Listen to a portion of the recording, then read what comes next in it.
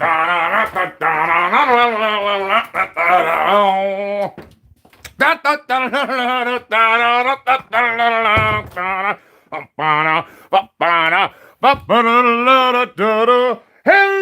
everyone, and welcome. That's right, welcome to Potsquatch Growers. That's right. Today we are doing what I'm going to affectionately call a super show. What's super about it? Well, God damn it, I'm going to try to go for 3 hours. It's been a while since I've done that. I'm used to doing that when I have plants, when I have things going on, but we will see what we're able to do today. You know what I'm saying? All right. So just give me a second here. I'm just situating ourselves, all right, into the, what is now the staging area for the move, where I'm beginning to slowly pack and transfer things into here. And we will, 2 seconds, and we'll be saying hi to everybody. Let me put the camera down. All right. I hope everybody's doing well on this wonderful, beautiful, I believe it's a Tuesday. Hey. All right. I'm going to move this driver over here now. We don't need that right now. There we go. All right. Put that down. There we are. Hashtag boom. Hashtag bing. All right, everybody. Let's get ready to sing. Let's have a good time. Welcome. That's right, ladies and gentlemen. Welcome to Potsquatch Growers. And we're going to have a wonderful show today. I'm looking forward to it. I hope you're all having a beautiful Tuesday so far. Now, as we typically like to do, let's get to the very beginning here and start saying hi to everybody who took the time out to post a pre-show message. What's happening, Einstein? What's happening, my friend? What's up, proud little mama? Thank you so much for the support of level 2 membership. I appreciate it. It is much appreciated. What's happening, Alex Squatch? Good to see you, baby. What's up, Gerald Green Thumb? Good to see you, my friend. What's up, Johnny Summertime? Welcome to the show. All right. What's up, Greens and 373 Steel? Good to see you, my friend. What's up, Howdy Old from Denver? Good to see you, buddy. Dominator Buds, welcome to the show. Red Claws, what's happening, baby? Happy Dude Grows, good to see you. Whew. Breathing. All right. Edward Evans, what's up? Welcome to the show. Warren Bay Leveled, hello and mahalo back to South Africa, my friend. What's happening, Sam Morris? Good to see you, buddy. What's up, Warren Bay Leveled? Clay S., what's happening, eh? All right. That's just me. I'm not going to say hi to myself. What's happening to, let's see here. All right. Am I missing anyone? Oh, Drayson Jones Green. Good to see you, my friend. All right. Good times.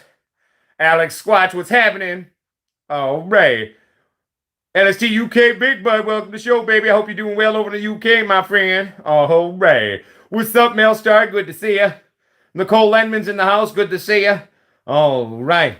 Aaron Smith, the Big A, welcome to the show. Coming to us hot from the east coast of Canada and Prince Edward Island. All right. What's happening, Matt Hernandez? Good to see you, my friend. Good to see you. Eugene Dolan, what's happening, baby? Good to see you. Gregory Allen, motherfucking Reed, welcome to the show, my friend. All right. Hey, it's all right, Matt Hernandez. At the end of the day, the schedule of the shows have been a little weird as of late and as of recent. That has to do with just 1,001 things going on, trying to get the move ready, trying to get 1,000 things done and get everything going on. But I mean, in the new world, we're going to be going hard, fast with regular scheduled programming. We're going to be live streaming with Streamlabs and a bunch of equipment, looking professional and pretending we know what we're doing. Hopefully, within the first week or two of doing the live streams that way, I will come to terms with how to sort of use that more properly. But at the end of the day, that's kind of the world we're working up to. That's what we're trying to get to. You know what I'm saying? We're going to get going with all of that. All right. Now, let's see here, huh? Who have I missed saying hi to? What's up, Chris McGarry? Good to see you, baby. What's up, Patrick Kelly? Good to see you. Wild Enterprises, good to see you bouncing through. Thank you very much. Yeah, I hope you have a beautiful day, too. All right, we're caught up now. Anyone who is quietly at home, who hasn't said hi, who's just watching, I say hello to you as well. Those who are quiet but still watching, you are just as valuable as the rest of us. And I hope you're having a beautiful day. Woo! All right. How's everybody doing? I hope you're all having a good week so far. It's been a good week here at Potsquatch Growers, as you can tell by some of the little bits of packing so far around in the boxes over there. I'm starting to try to kind of get things together for the actual move in and of itself. So we're working on that, and it's going to be good. Is there anything exciting news to share with all of you currently? Not really. I mean, at the end of the day, we're getting ever closer to the launching of the three new products in the CBD line, so that's going to be out for everyone really soon. Stefan Robethal has been doing a killer job getting all of our labels and sales packages ready. One of the exciting things that we were attempting to do this spring, and there's a very good chance we're going to pull that off, is actually trying to at least get onto the online platforms of some of the larger stores down in the States, being, things like Target, Walmart, CVS, and stores of the like. Now, at the end of the day, too, we are going to be kicking off our sales team here, and my close friend from high school, Johnny Rose, the Crunk Master Flex, is going to be representing and repping the products to American stores. So at the end of the day, there is that email will go live, and he will be live functioning that way. So if any of you at home or anyone you know has a little store that like to carry our shit, everybody is welcome. Is it illegal to solicit pollen on these platforms? I would say gray zone, because technically the law itself probably doesn't have direct wording onto it. But I would say to you in general, I wouldn't. I would be careful because at the end of the day, YouTube is still struggling to come to terms with our kind of channel and with our community and grow channels and grow people all the likes. So I would say better safe than sorry, if you know what I'm saying. All right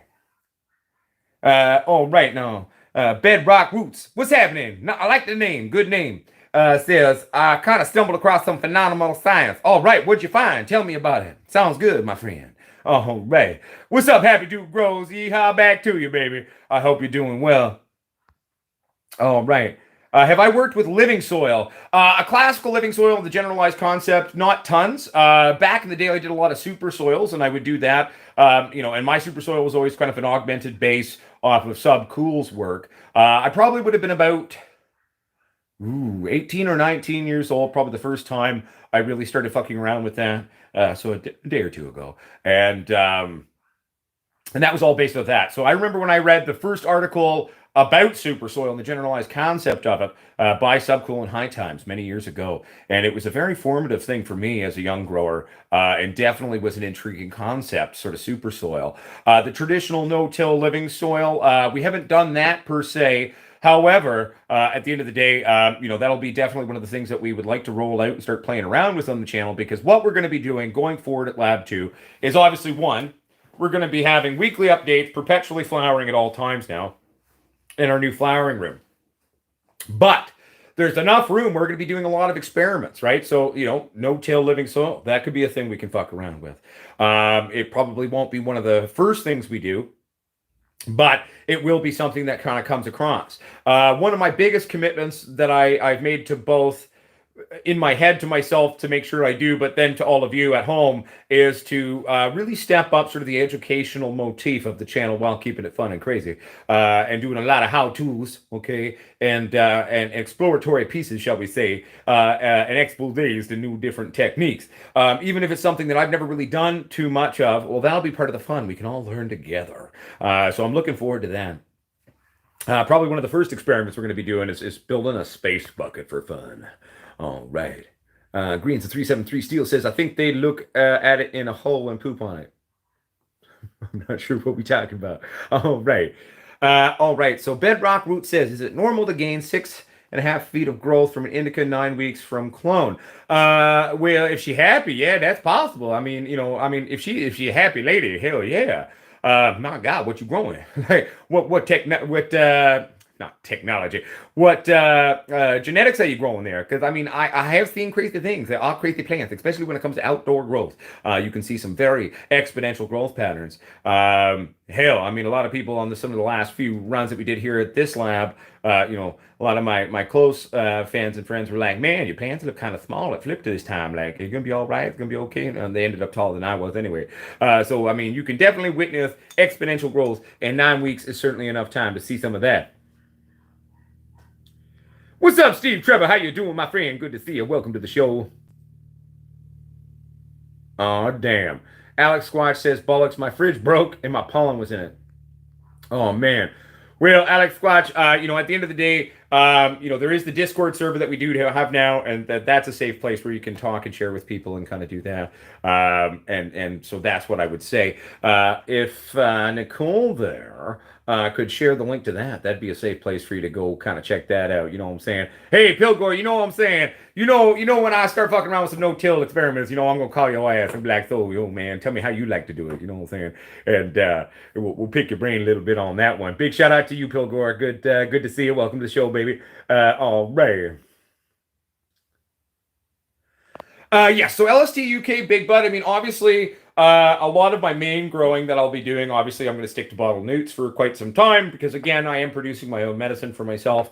But we are going to be doing organic super soils. Probably super soil will be the first thing that I want to bust out, dust off the neurons of my brain that have done that years ago. But we will be playing around with a lot of different things, from making our own ferts, making teas, doing that super soils, and hell, eventually we'll get around to maybe even doing a no-till.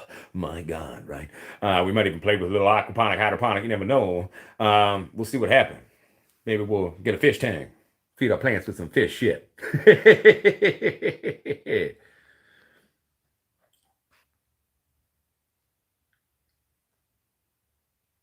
Not bad, Bedrock Roots. That sounds sexy, man. She sounds good.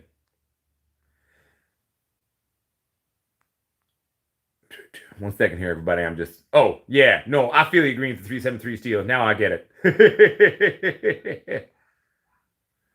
Well, man, it sounds like you've got what I'm going to say you probably have on your hand there right now is what sounds like to me is a supermother genetic. What is the concept of a supermother, everybody? You may ask. A supermother is once in a blue moon, maybe not quite that ill freaking, but is you mean a genetic, a phenotype that is just bigger and stronger and more aggressive than any of her sisters.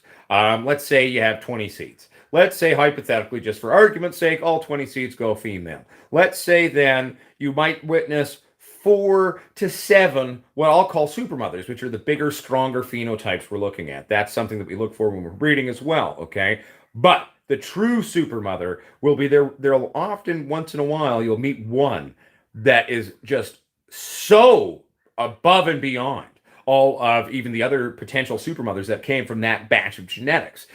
This is kind of what we look for in terms of breeding. And when we're doing our breeding, it's not just sort of taking a general genetic and crossing it with another genetic. Really, we're looking for those supermothers at the end of the day. That's why to properly phenohunt can be kind of a pain in the ass. And it takes a fair amount of time sometimes. But that's usually what we're going for. That's what we're looking for in terms of genetics, okay? So it sounds like to me, you may have a supermother on your hands right now. And that's not a bad thing. Now, mind you, is she that big? Are you still in veg? Because, man, you might want to flip soon, especially if you're indoors. All right.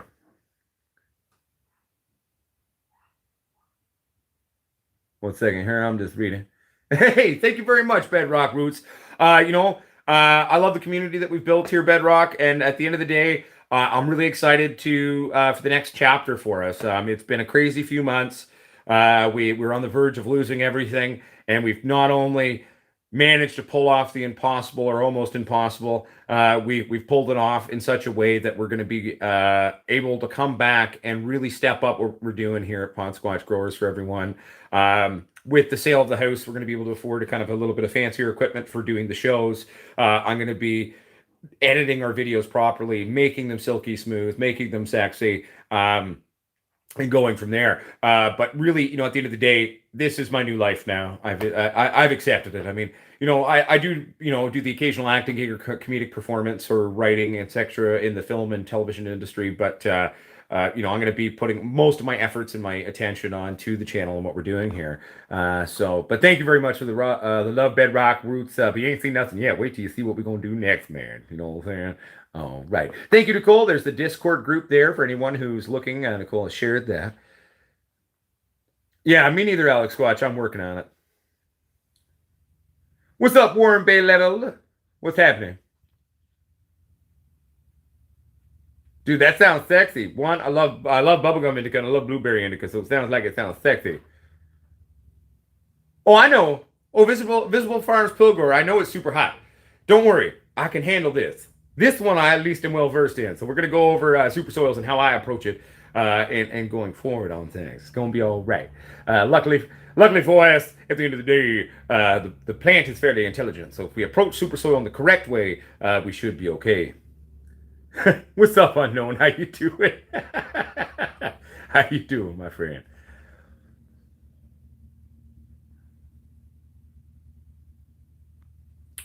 No, bedrock roots typically where one can use their own urine and the urea and urine, etc., for fertilizers. I typically don't suggest just going and straight up pissing and shit. That's not technically how I approach it, but yeah, don't do that.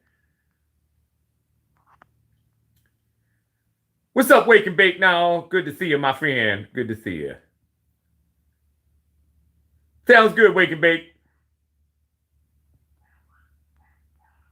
Yeah, no, I'm all about blood meal and bone meal, my friend. Visible Farms, Pilgor.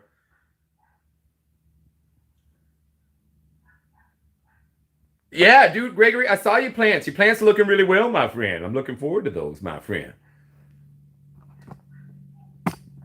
So bedrock roots, then you can see that. So, for example, some monster crop genetics. So even if the mother herself was a bit smaller and a bit shorter and wasn't sort of aggressive as a super mother, that monster cropping technique can unlock a vastly more rigorous and powerful genetic in and of itself, and that is totally a legitimate thing to observe. I've observed it myself. The blueberry indica we ran here on the channel a couple of times. The plant that we ended up keeping actually was this shorter dwarf plant that I even forgot was in the original closet back in the day. And then I found her at harvest time. I was like, I forgot you were there. And that was actually the plant we ended up keeping. And then once monster cropped, she became a vastly different, aggressive beastie. It was amazing.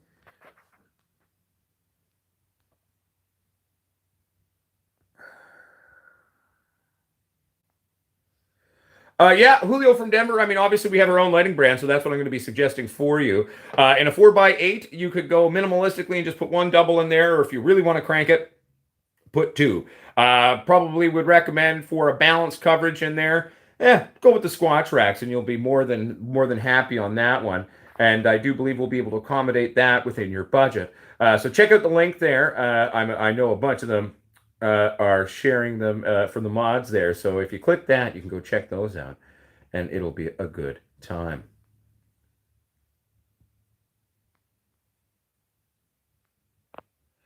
I have experimented with grafting, Steve Trevor, but the fact is when you graft a plant to a plant, it's not like an orchid. It doesn't blend the genetics. It just can keep different parts of the plant alive. I have never witnessed a graft that blends genetics. Okay, just Franken plants that keep different sections alive. So yes, I have fooled around with that. A number of my girlfriends have also played with that. Um, but at the end of the day, it's not like crossing a graft of two different orchids and then they thus come together.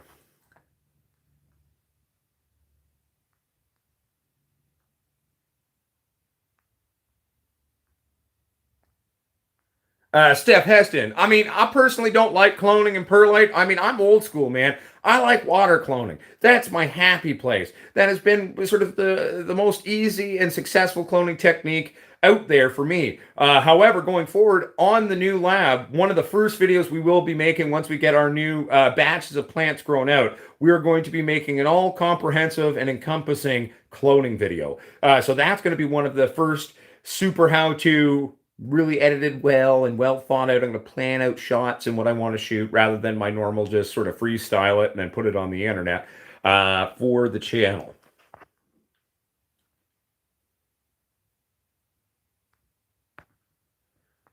Dude, that's awesome, Visible Farms Pilgor 420. Sadly, we are on lockdown again in BC. I don't foresee any events happening in Canada anytime soon, in person anyway.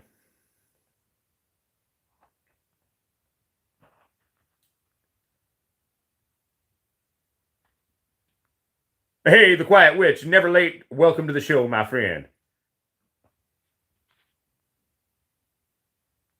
One second here, everybody. I'm just trying to play catch up.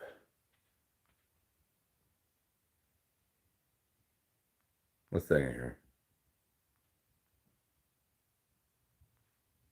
One second here, everybody. I'm super absorbing people's uh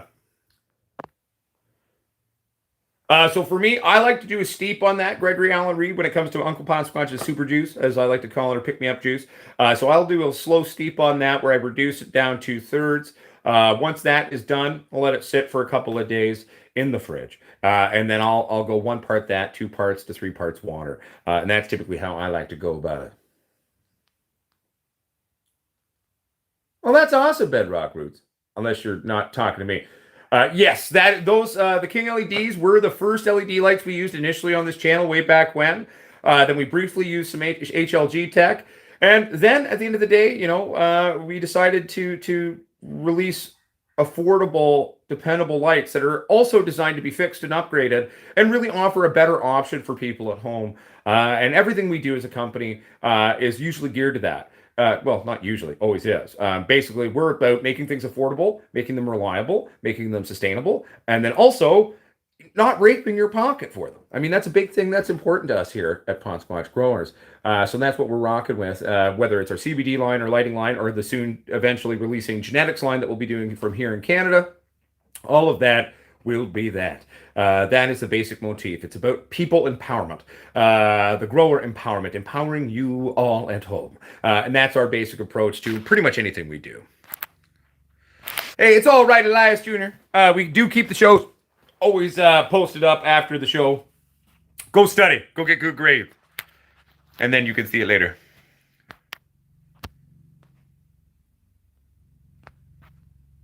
I'm doing well, Red Claws. I hope you're doing well. Are you asking me that, Bedrock Roots? Some cuttings will take in a few days. Some take weeks. Nice, the coffee growers. How's it looking? Any pre-glance to judge on at the moment?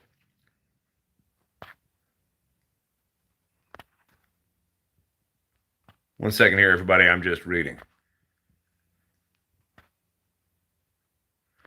Yeah, so we just got thrown back into lockdown yesterday, everyone. So we're back on lockdown. Not a full lockdown, but what we're calling the circuit breaker. So all bars are closed again, except for their patios. Patios are still allowed. The dad of the Potsquatch is literally sitting on a bar patio right now, working and writing his third book. I'm proud of that apple.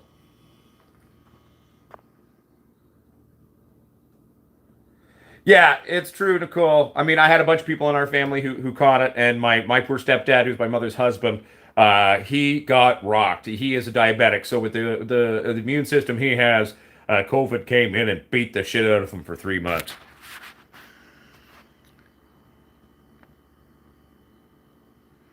Well, at the end of the day, Bedrock Roots. I mean, that's just how I've always approached things. And I mean, at the end of the day, I would no, I would be lying if I said we haven't had pressures, even death threats from some companies and other groups in Canada because of what we do.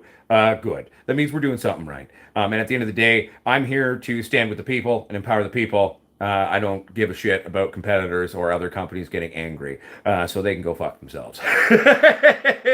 And guess what? We're almost back in full swing in a way you never seen. So guess what? You're pissed off before. It's about to get a lot worse, baby. On what? Visible Farms Pilgor. If you're talking about our lights, the lights do have sales that we do often on them. And by often, usually 1 to 4 times a year. We do not carry a standard discount code. We are tiny companies working together for you, so we kind of build that discount already into the lights. We do not have the purchasing power of our competitors, yet somehow still beat their pricing. So at the end of the day, I think really that says a lot about us. So we do sales, uh-huh. But it's not an ongoing thing 24 hours a day. So that's why, keeping track on the channel, keeping track to our Facebook company page, keeping track to the Facebook group or the Discord server, or just talk to me personally. When we do sales, again. Sorry, just thinking of friends there. Everyone will know, and we will let you know.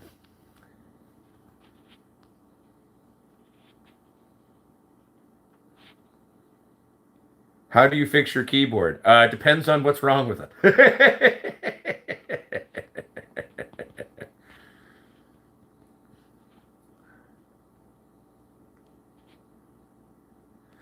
Well, the good thing is, Isaac Kendrick, I'm not even afraid of that. Luckily, my wife and I see eye to eye on most things. So I lucked out with finding a partner who at least puts up with my stupidity. What's up, Einstein? Where are you? You're on Potsquatch Growers. I believe you're in Sweden where you live. Are you all right, Einstein? Hey, thank you, Bedrocks. It's coming in. This beard's a little over 2 years old now. Maybe 2 1/3 years, 2 1/4 years. She's starting to come in, you know. It's going to keep going, though. You should see my father's. Mine's thicker than his, but not quite as long yet, so we're working on that. Yeah, that sounded dirty. Everybody laughed up, I know. What's up, Fully Auto? How you doing, my friend? Welcome to the show. I'm doing well. Just getting ready, gearing up to try to do a show to make up for the fact that, well, my scheduling recently has kind of sucked. But we're going to be doing a nice long show today, and let's see how long my brain can continue. But I'm looking forward to everything that's coming, everybody. Like, I mean, one, if I can pull off some of the sort of the maneuvers we're trying to do in terms of getting our CBD lines and CBD products into some of these larger chain stores, it's going to very much help us to have the required capital. Sadly, here in Canada, under legalization, aka Prohibition 2.0, legal for the government and the rich, not for fucking us, the true farmers, okay? It's going to take a fair amount of capital for us to become an actual legal licensed genetics company. Luckily for us, we're going to figure it out. I never say die, and I always find a way forward. Hell, when it came to our lighting brand many moons ago, I announced that we will be releasing a lighting brand in 4 months without even knowing how I was going to do it. And we did it in less. We did it in like 3.5, 3 3/4 months. So at the end of the day, there's always a way, and never say die, and just keep on going, man. You know what I'm saying?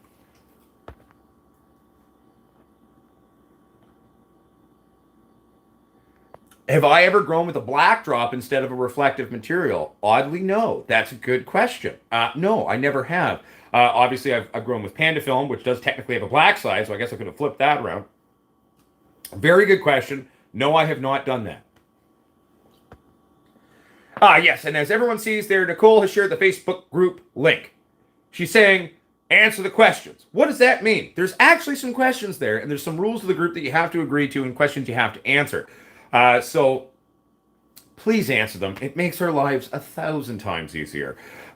Crazy Grower Todd. In terms of our lighting systems, I mean, you could try to get away with a double squatch rack or double squatch in there. But really, I'm kind of a go big or go home kind of guy. I like to crank my shit. So at the end of the day, I would put 2 in there. If you want to go not the smallest, not the biggest, maybe go a double plus a big. That would work really well as well. For those of you at home as well, like a lot of you have recently talked to me like, oh, I just wish your lights were dimmable. They are. It's a Meanwell driver. See, Meanwell driver is built to the potentiometer. Let me show you here. I got one right here. These are actually caps that pop out. There's a built-in potentiometer right in your driver, okay? One, look up a video how to adjust it. Do it very gently. Don't break it, okay? But our lights are adjustable. It's built into the fucking Meanwell driver. Why don't we build another potentiometer in? Because that's one more part to fucking break. And at the end of the day, part of how we design things, how Brett and I like to think about stuff is one, keep it simple, stupid. We build shit like hot rods, okay? Keep it cranking, keep it working, keep it fixable, keep it upgradable, and make parts accessible and affordable, okay? All these extra bells and whistles and stupid little tidbits added in aren't required for quality, dependable grow light. So that's why we pride ourselves on keeping things simple, fixable, upgradable. It's kind of a thing that a lot of our competitors don't like. If your light breaks, they want you to just go buy another one. I say fuck that. Back in the day, you used to be able to fix shit. If you go spend your hard-earned money on something, they aren't cheap, okay? You have the right, as the consumer, to not only maintain or fix it, hell, I think you should be allowed to upgrade it too if we come up with a new concept or a new way of approaching things. So everything we do now is designed and built with that in mind. We also do custom builds too. Cadillac Jack would be probably one of the first people that ever ordered one of our custom builds for them, for his grow at his company there. So I believe there's 2 or 3 little companies now that are exclusively using our lights these days, and they're just killing it. One second here now. I'm reading. I'm reading.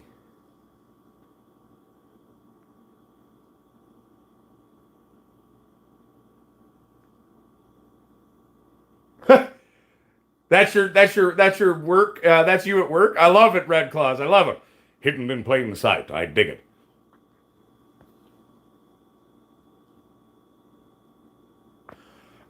Okay. So fully auto, I can definitely help you with that one. Given your fully auto name, does that mean auto flowers? Are you an auto flower grower? If you're an auto flower grower, nothing to worry about. If you're going with the traditional photo, I need to know a bit more about when it went out or when your lights went out in terms of your light cycle. And I'm happy to tell you exactly how to fix it. Don't panic. That's the number one lesson here. I'm going to tell any of you at home who are newer growers. Um, when mistakes happen, one, cannabis is a fairly tough plant. It's fairly resistant, okay? So don't panic. You can always fix most things, okay? Yeah, some things suck, but you can fix most things, okay? So never panic. There's always a way forward to deal with it, okay? So with a bit more information, fully auto, I'll be able to help you with that one. 2 weeks into flower, where should your light intensity be? I crank at 100% all the time. That's my approach. Some people will slowly bring it up over time. There's a lot of cool experiments being done with people in the grow community, playing with different light intensities and stuff like that. That's not really my approach. My typical approach, crank the fucker the entire time, especially once we're in flower. More light, more fruits. Okay? So that's my approach to it. Obviously, if you have a plant or a group of plants that are exhibiting light stress, their families are going like this, there's curling, other light stress indicators, then obviously, maybe either turn it down a bit or pull your lights up a little bit more. Okay. But at the end of the day, many genetics won't do that. It's just a lot of the new genetics are a little bit more fragile and often will exhibit some of these things. So, turn it down, obviously, in that point. But typically, I go, 110 the whole fucking time. But that's my approach. I'm a special kind of stupid. Well, one, Einstein, that's never a good idea, especially when it's done on purpose. If it was an accident, I'm glad you didn't. But, probably not good to go hurting people, buddy. One thing is to defend yourself and others. That's another thing. But maybe don't attack people. That's probably a good idea.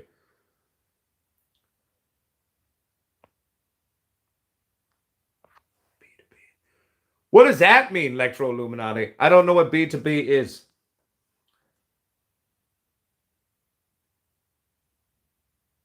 Well, exactly, greens and 373 steel. And again, remember, we're very conscious to what it's like to be at home. One, we are smaller companies. We don't have the same purchasing power as our competitors. We don't give a shit. We're still going to town and pissing them off. But at the end of the day, especially in this COVID time, I mean, it's a hard time for everybody, right? So the least we can do is to try to make the best quality product we can, but also make it maintainable and fixable and affordable. Because that's the name of the game at the end of the day. And, we're here to serve you. We're here to empower you. Taking all your money, that's not empowering you. That's fucking you, right? So that's our approach and our thoughts on it.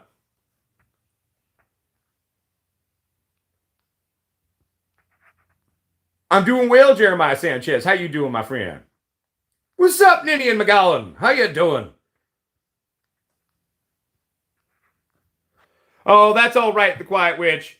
Uncle Potsquatch, the first two plants when I was a kid, I killed them too. So don't beat yourself up. You're just living the walking life of myself. You're just following my exact footsteps. It's okay. Don't freak out. It's all right.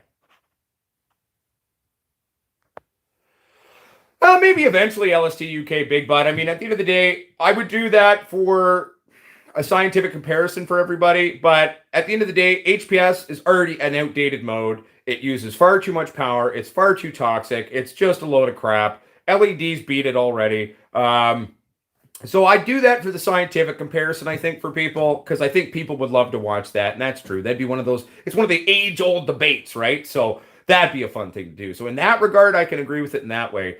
But at the end of the day, really, I mean, part of why I do what I do is because I'm trying to educate people and show people that LED is here now. It is there. It is a replacement to HPS. You're not losing anything by switching to LED. You're only gaining stuff now. And at the end of the day, keeping our power consumption and the efficiencies of our grows down, working with Mother Nature, not fucking the planet, usually tends to be a good idea. That's another reason why we make our rigs fixable. One less piece of trash for you to throw out. Yes, I have, Alex Squatch. Typically, I haven't done it for any of my indoor crops typically, but I will often do that and do that for like my outdoor vegetable crops and stuff. What's up, LJB? How you doing, baby? Welcome to the show, man. Hell yeah, Jersey-born Roman genetics. I'm excited for you as well. Ah, business to business sales. Electro-Illuminati, the only problem with that one is in terms of us, there's not really tons of room left on the lights, right, for us to be in a position where we can sell to other businesses currently right now. Partly why I'm trying to aggressively grow all of our brand functions is because, well, hell, if I go make a shitload in CBD, I'm gonna call Brett and be like, hey, let me buy part of your company, okay? And then I'll go buy us $2 million worth of parts so we can actually try to be more competitive. Because if we can get to that place where we're able to throw that kind of money at part acquisitions, we will be in a business to business place where we can start wholesaling units to stores. Sadly, we're so competitively priced that selling to other stores, unless they're willing to do a markup on top of what our prices are, it's not really a feasible thing for us right now. That's why we do direct order currently. But in the long run, I have plans for everything. I've got plans for years to come. And we are working towards that. It's just not where we're at currently. But we're working on that. One way to help us get there, try the lights. You like them? Tell your friends. Keep using them. That's how you help us at the end of the day. Yeah.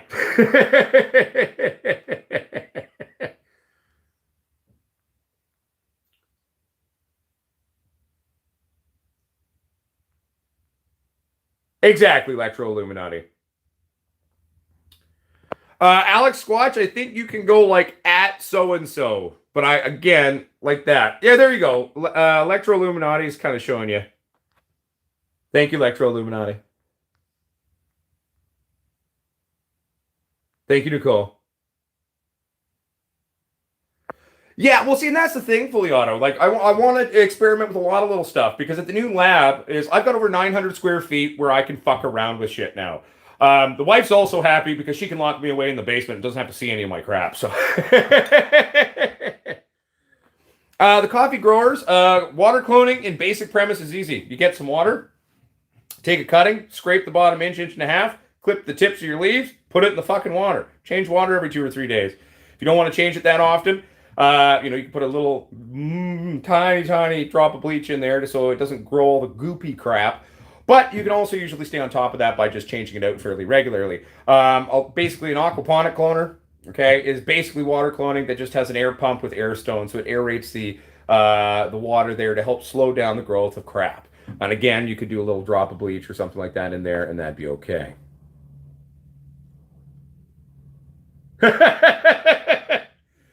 You would not be the first to say that, but sadly, I'm Canadian, so I don't know if I'll ever be able to run for president of the United States. Maybe if you change your constitution, I'll give you guys 4 years and I'll see if I can help your country out. We'll probably start with doing prime minister here and see if I can fix Canada first.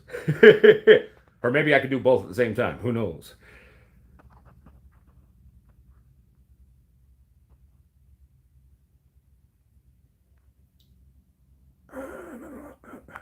Compost teas, depending on what they're made out of, I mean, you can kind of keep them for quite some time. If you're ever worried about keeping crap like that around, I typically will keep it in the fridge, and that'll give you a much longer shelf life. Um, and at the end of the day, things breaking down, things rotting, that is in and of itself the composting process. So bit of this, bit of that, right? So and also some of the more natural people, like if Gazzers is here, he might have some 2 cents on you for that. He's a big fan of doing all of his own composting. Pilgor, I'm sure, has some insights on that one as well. Not to mention a plethora of other people as well. Typically, though, when in doubt, refrigerate it out, you know?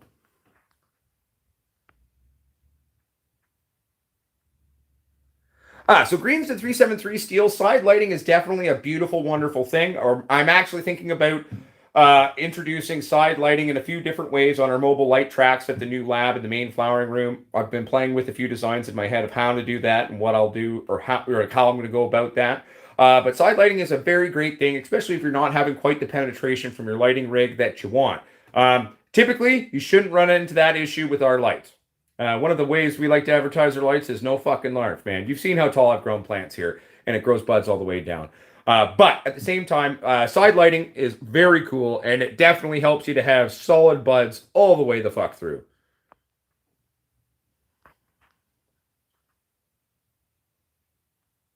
Keep it real, Melstar. Keep it sexy, sweet dreams, and have a beautiful night shift tonight at the job. I hope you have a good sleep.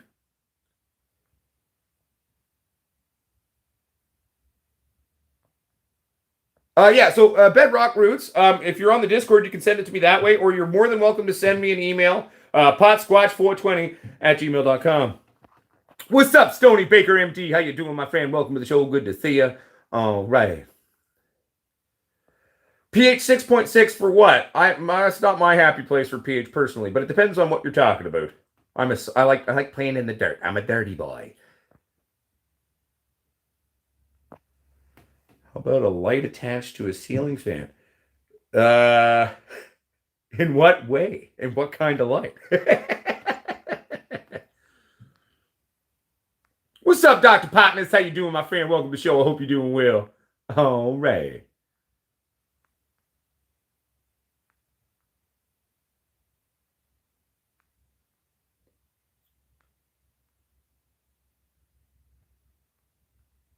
Well, now you're making me hungry, Keith and Chief. I like tacos of all sorts.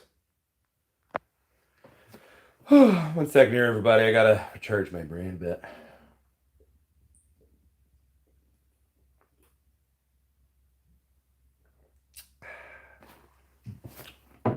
And now I have an ashtray.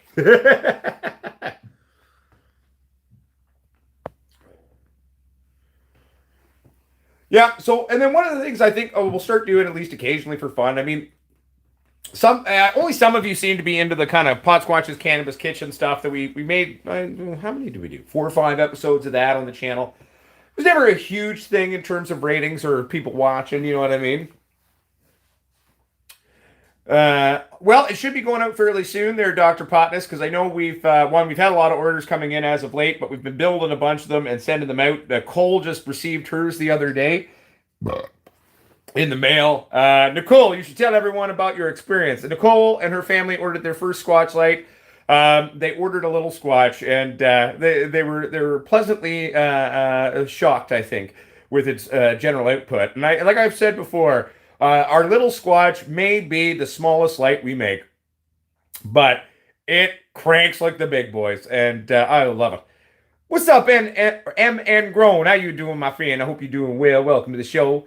Rock and roll to you, my friend.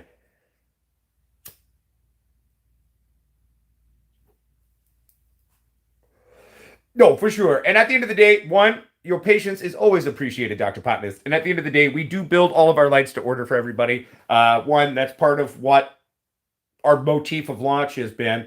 Because sometimes people want a subtle change or a tweak to something, or they want like an extra foot or two on their leads, and we can do that. We do recommend never going past 9 or 10 feet on the leads to the light fixtures that we build, just because you will have voltage loss in terms of too long of a length. I'm pretty sure, I'm trying to remember, roughly 4 or 5 feet on the leads, the way we build them now. Usually is enough for most people and their setups, especially when you're augmenting your driver fairly close to where you're actually mounting your light, okay? But at the end of the day, we build them to order for you. It's part of the love and part of the specialness, you know what I'm saying?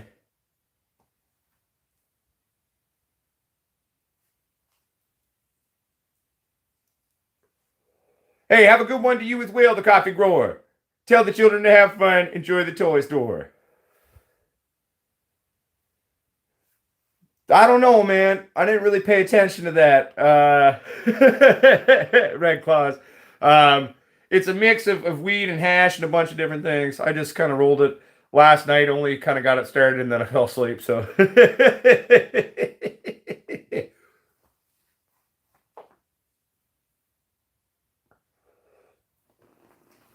but yeah, I was playing around with making a bunch of hash the other day.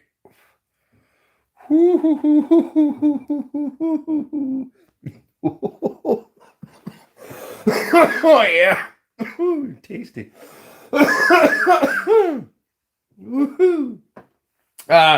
Me and Uncle Michael spent the day a few days ago processing all of our smalls and trim from the last run into Keef, and I figured, hell, what better way to make something that's going to last and I'm going to enjoy? We ended up making 7.5 to 8 ounces of hash. Made them into bricks and stuff, and I love hash. I'm always on a mission to try to recreate the hash that I remember from my childhood, from when I was living in Europe and from the times being a teenager traveling throughout Europe a lot. And, I've never quite got there. I've gotten pretty close a few times. But I'm always changing it. I'm always augmenting it and playing with sort of different ways and approaches to it. Typically, not a lot of them would be considered traditional ways, but seeing if I can find a non-traditional process to get me to a traditional smoke and taste. And like I said, we're getting fairly close half the time. And regardless, it's pretty good. I like it. So, Alright, let's get back in here. Actually, I do have, funnily enough, the other phone here, so I can check my email, Bedrock. Often, right in the last shows of the past, I've never really been able to check the email, but one of the great things is I'm going to be able to do all of that with the new place. Yes, of course. The only rolling papers I use, Johnny Summertime, are our company's rolling papers. All organic, non-GMO hemp papers with vegan-friendly Afghan gummy. So yes, it's a tri-pape, that one. 1 second here. I'm not showing an email currently, unless you send it to one of the other emails. The email to send it to Bedrock will be POT, or here, I can type it into the chat here. Nicole will probably beat it to me or one of the other mods, but I'll try to be helpful. Here we go. Oop.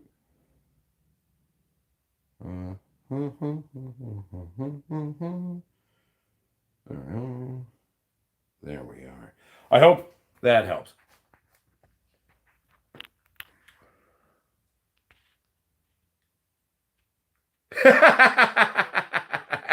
I love it, Stony Baker MD. Yes, Wayne Sunstrom, I do. I do indeed do. I won't lie to you, I'm not the most gifted rider at the moment. I am attempting to become a better rider. I've just got a little bike to learn on right now, an old 81 Yamaha 400L, just to sort of learn on it first. Because right now, anything bigger than that, I might accidentally kill myself. But I'm trying to get my abilities to a point where I can justify buying a hog that's far too powerful.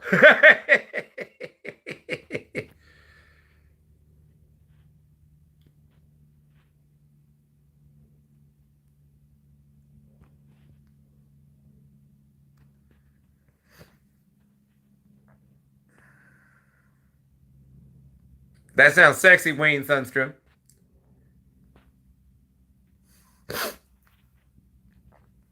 1 second here, everybody.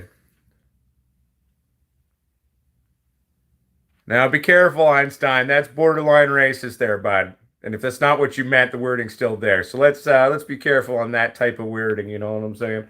All right.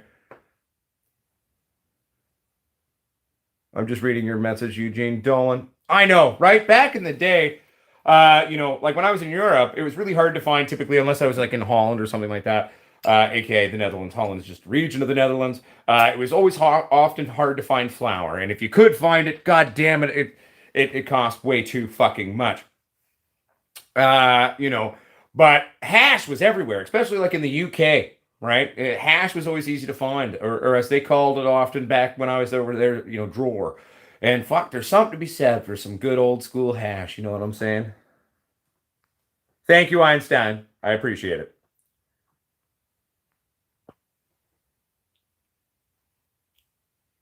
We'll thick here, Mom. There we go. But yeah, like it was just so prevalent for me living over there in the UK. It wasn't hard to find hash. Finding green was hard, and if you found it, it was fucking stupid expensive.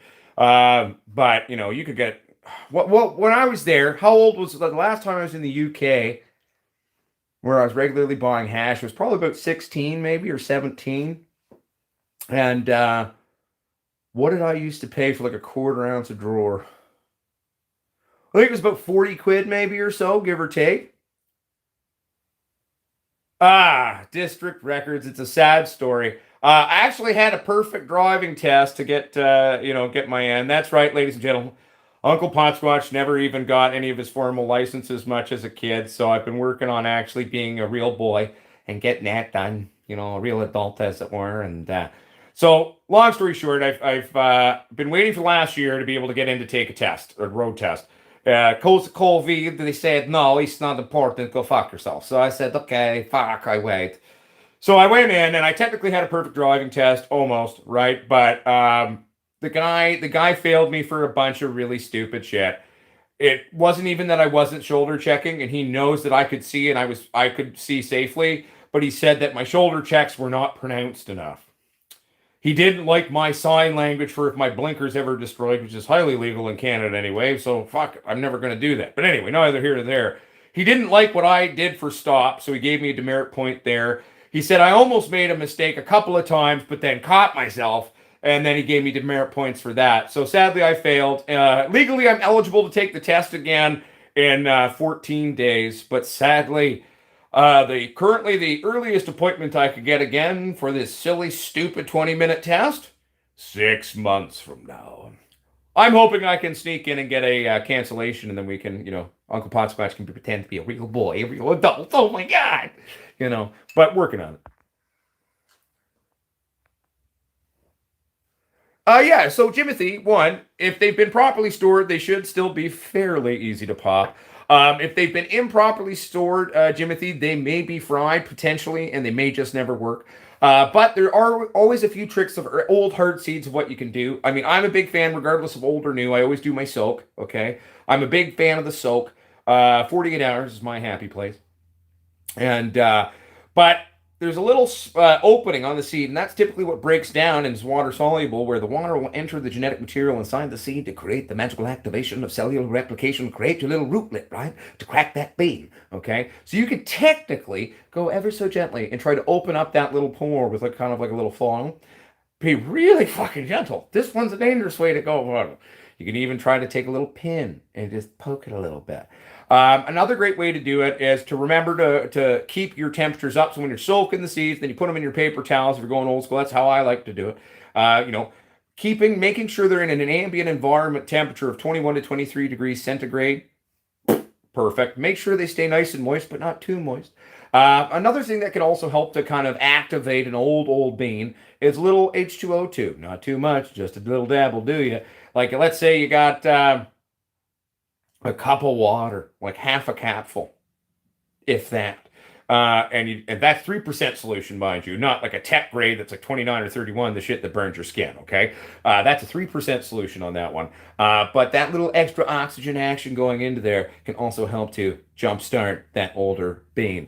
And that would be my, bit of recommendation I have for you on that one. Yes, I would agree with you, Stone Gamer.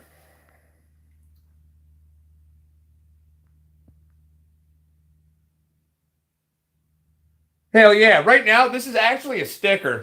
But our stickers are these vinyl stickers that I made so that you can put them on your car or your gas tank or your bike, and it holds up to the elements.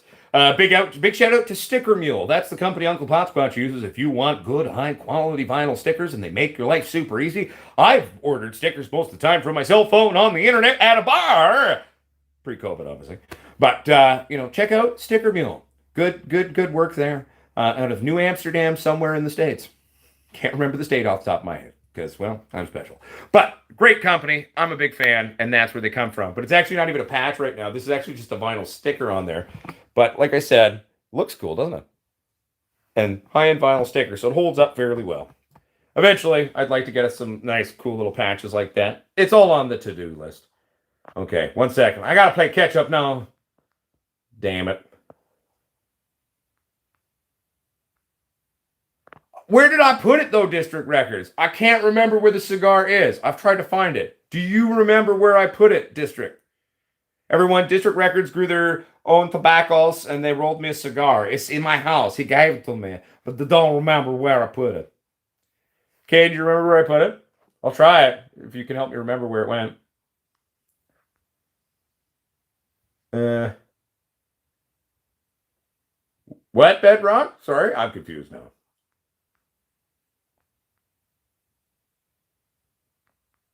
How bloody far behind am I? God damn it. I do 48 hours soak Gerald Green thumb myself, but works perfectly for me every time. But, I'm a creature of habit. Works for me. Oh God, I wouldn't. Oh, Stone Gamer, that's a scary one. Oh God, you almost gave me a coronary thinking of that one. But hey, I mean, I guess in theory it would work. Yeah, scares the shit out of me. Actually, Bedrock, great point. I like that. Good call. I dig. I dig. Yeah, like I know it's like central slash eastish of America. I remember that because I looked at the whole thing like that. It's behind my microwave. Okay, sweet. Okay, well I'll go try to find that then. And if it's there, I'll smoke it. Oh hell, we'll go do that in a second. Before I find it, I'll have a dart, and then we'll have a stogie time. What's up? Oh, Brian O'Brega. It's been a while, my friend, since we've seen you in a show. Aloha to you, my friend.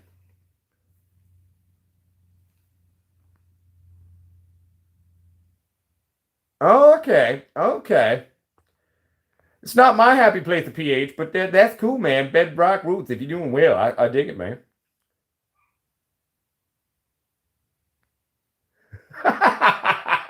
That's funny story. I dig. Scooter Glah. The best way to get rid of fungus gnats. Okay, they're very resilient. I've released a lot of videos on it. I've done 1,001 things on the channel to do it. The most beneficial thing, the quickest end all be all death truth of neem is beneficial nematodes. Okay, I've been using those pop poppers. I ordered them from Amazon. They work great. I go on a heavy dose on those. Water them in every day for 3 days. And okay, those fuckers will be dead in 72 hours. Um, Beneficial nematodes, microscopic worms, they've got your back and they'll fuck up fungus gnat larvae so very, very quickly. And then you basically just have to wait until it all dies out because those nematodes are going to war for you, man. So that's the quickest, easiest way. It'll cost a few bucks to get, but I mean, pop poppers, they ain't that expensive. Check them out on Amazon. That's where I get mine. Son of a bitch. Jimothy, H2O2 then. Try to invigorate them with H2O2 then. Also, too, some have had by a very mild, like we're talking barely any, but a little bit of nutrients mixed down. Like if you use a pre-bottle newt or a three-part system, it just a little dab will do you. But sometimes a little bit of a nutrition introduction there can also help that to kind of shoot. Well, the problem with fungus gnats is if you try to drown and kill them, it's really going to make your issue worse. They like really super moist soil. So again, beneficial nematodes, best way to go, and will work very quickly. I love nematodes too, Gerald. They're awesome. 1 second here. Bloody hell. 1 second. Am I gonna video the move? Yeah, maybe. I could do. I didn't think anyone would give a shit about that, to be honest with you. Kind of feel like people have had enough of me just fucking talking with no plants on this show, right? So I wasn't gonna videotape it, but I could videotape the move if you'd like. It does. But the problem is Gerald, with when it comes to DE and stuff like that, in terms of my experience of it, unless you do really heavy watering and then let it dry out a bit, I mean, it starts to clay up on you. It does help and it does do a lot of stuff. But at the end of the day, it just doesn't seem to do as much as I'd like it to be completely honest with you. Now, mind you, DE for a silica fucking slow release, hell yeah, that's great. But I'm in love with those nematodes, man. You get a good living culture beneficial nematodes, and they will just fuck right off. Not typically Vic Victor, unless I have to. I've never pH'd any of the water here at this house once. Except for an initial test, that's it. You should. I should what? Oh, right. Okay, 1 second, everybody. Let me goddamn catch up here. Oh, okay, sweet. I wasn't that far behind. Woo! Hey, no worries, Autism Dad 1212. Welcome to the show, my friend. I hope you're doing well. And now that I've caught up,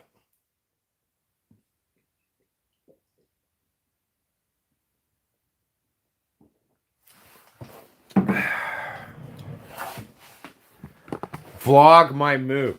Does that, but that mean, that vlog means make a video, right? I'm assuming that's what that means.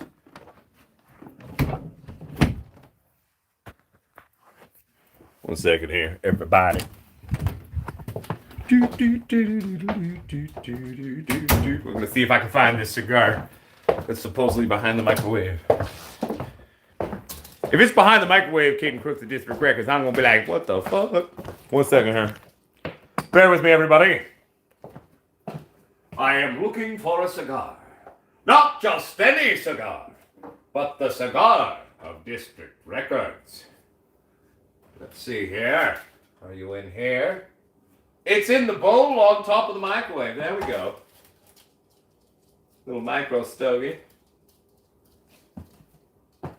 Got a little micro stogie action going on here. She's a little dried out. Little micro stogie here. Never been burnt. This come from District Records. Homegrown tobacco. That's right, Caden Crooks, everybody. Grew his own tobacco down in District Records. Rolled us up a little cigar stogeroni. So let's try this out. This is kind of cool. Grown by one of the people who's in the show right now talking with all of you. It's not weed, but that's nifty. Let's see. Like I said, she's a little dry, but it's not too bad. Oddly enough, I think that wood bowl actually kind of helps keep it not as horribly dried out as it could have become. So let's find out here. How far fucking behind? So yeah. So just but like make a video. Okay, I'll make a video then, everybody. I'm happy to do that.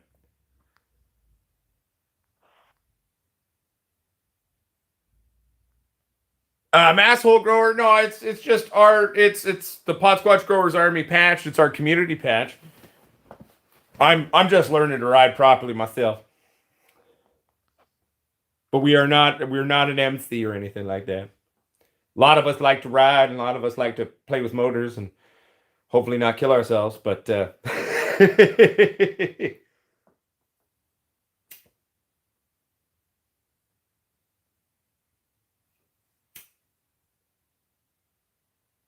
a minute.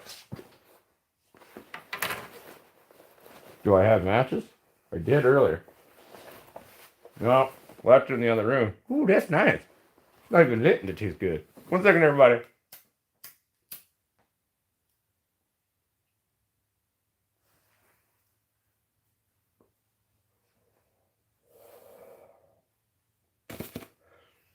Not bad. That tastes good. I inhale a little bit to test it, see how heavy she is. Nice and light. I like that, Caden. Very good job. All right.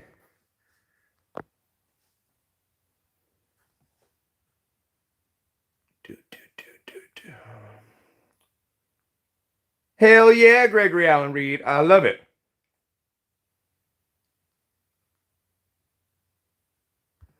Well, that's true, Bedrock. So that's why if you have any drains or anything close to your grow, be careful and take care of that as well.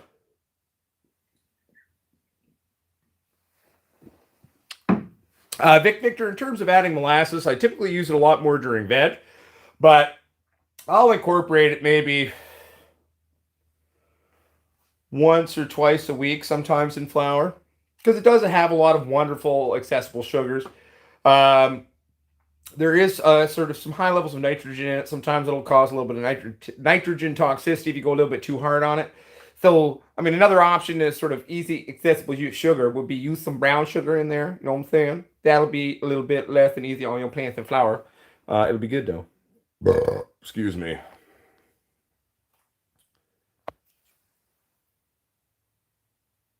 Hey, no worries, Scooter Glide. Thank you, my friend. I humbly appreciate your kind words. One second here, everybody. I gotta pay attention to getting the cherry on this stogie going, and it'll be all right. You know what I'm saying? Do the thing here. Take good though. I like it. Like that's a nice tobacco. You said this is there were seeds like from the 70s. You said.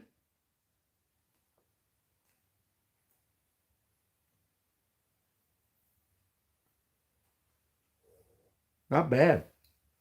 A little crumbly. But it's good, man. Good job, Caden.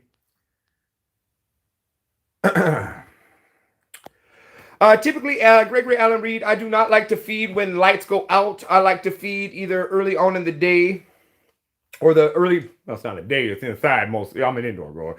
But the start of the light cycle typically is where I like to feed. So then that way they can utilize their energy creation while they have the nutrition eating at the same time. I mean, so that's my personal habit. So I don't like to water or feed before bed. Make them wait till morning, you know. But that's my approach.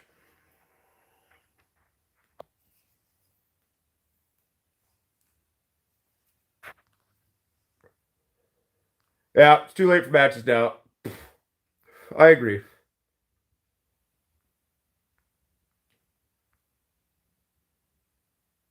Oh, I've been there, Clay ass. I've showed up at the beer store and forgot my wallet too.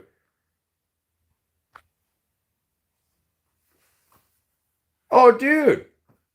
That's awesome. I would love to learn how to fucking work on bikes too one day. So cars, bikes. I mean, I'm learning a bit as I go. I never had the chance as a kid to learn those types of things, so I'm learning them as I age. What's up, John Berge? How you doing, buddy? Welcome to the show. Uh, do you have a keeper, Squatch? A plant you can go without? I don't understand what you mean, Stony. Forgive my non-follow. You'd have to ask Caden Crooks. But I'm pretty. This is just a stogie. Caden made it though. Grew it himself. Rolled it up.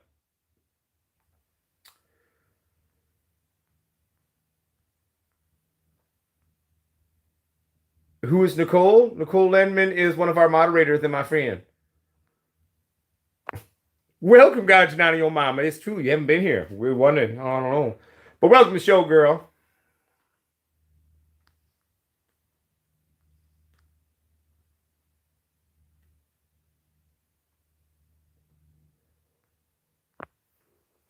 I don't know much about engines, but I am learning. My wife is better at it than I am. She's the daughter of a mechanic, but Uncle Potsquatch been learning.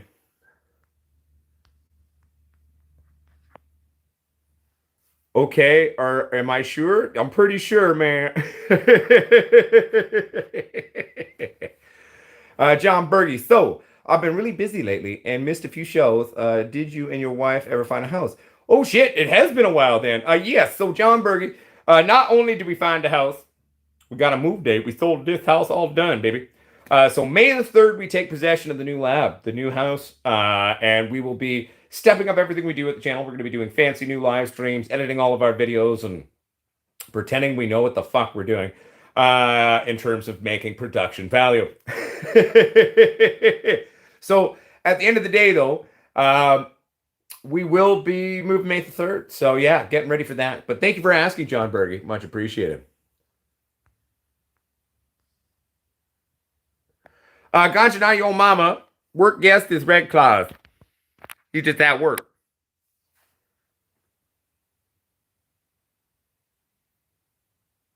Well, so Autism Dad, we talk about our double squatch system as arbor placement light to an HPS. The one thing to remember in terms of when we're using LED is it does function slightly differently than an HPS in terms of the light even in and of itself, but that's in our mind what we would say an actual compare and contrast would be. Yes, they are definitely important secondaries, Vic Victor. One thing here, buddy. Fuck, am I really behind again? God damn it. I'd still wait at least till 5 to 7, but Eugene Dolan in terms of the topping of early top.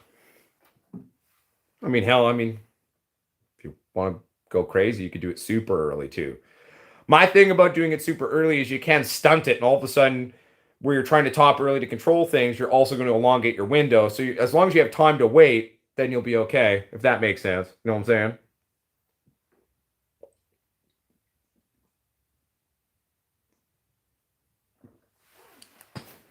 I hope that helps in terms of that. We'll finish that stogie later, kid. No, it's tasty though, by the way. Good job, District Records. I'm assuming you mean top, and with an autocorrect on your typing, Gerald. You have a green thumb but a shit typing thumb, and don't feel bad. I'm a shit thumb typer too. My autocorrect is the bane of my existence. You know, you can top at 12, but it also depends. But I mean, basically, you want to at least wait till you get at least like a good 5 to 7 no's. Okay, that's typically when I like to. If I'm gonna really start early and try to go on with the plant, I'm gonna do it that way. As long as you've got a few nodal levels with some good fan leaf development, okay, it's to a place where it's going to be able to bounce back fairly quickly, and it's not going to take forever. But like if you go really, really early, even its fan leaves haven't developed yet, so it doesn't really have the ability to produce enough energy to be able to give you an aggressive bounce back from the technique, right? So I don't know. That's where I like to do it and stay at, right? So I have something crawling on the bottom of my tent. What the fuck? Wait, if you send me some pictures, man. Can you get some pictures or an up-close video? I'm happy to take a look at that for you there, Gregor. Hell, if you send it to my email right now, I can even answer it during the show.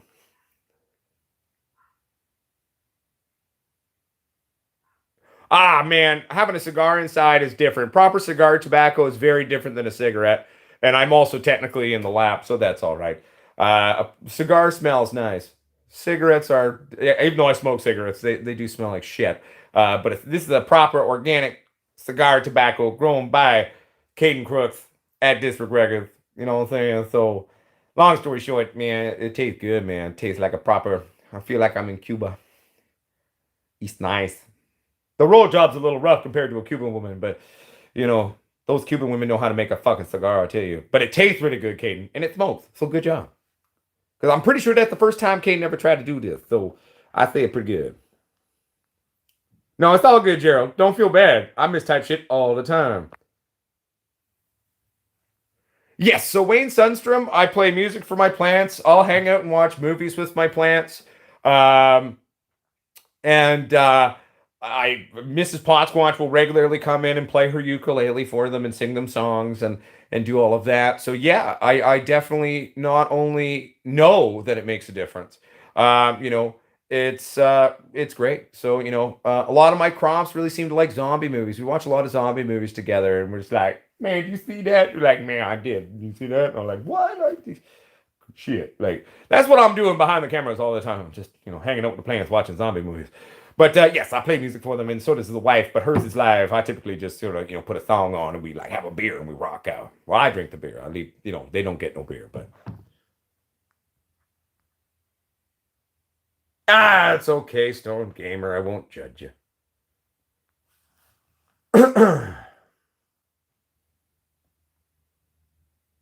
I feel it does, Wayne Sundstrom, and they've done a lot of experiments when it comes to like classical music without music and compared and contrast. And they've also done comparisons to like, for example, like you put on beautiful classical music for a plant, and then you put on some death metal. Plants don't seem to like really, really aggressive music. To be fair, I mean my plants seem to like the rap music, but maybe it's because I like it and they're all like, we want to be cool for dad. I don't know. Like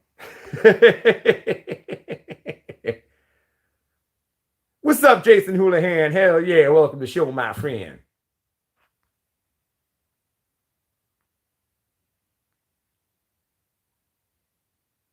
Right? Exactly. Well, Mrs. Potsquatch isn't a big fan of zombie movies, so I watch the zombies with the plants.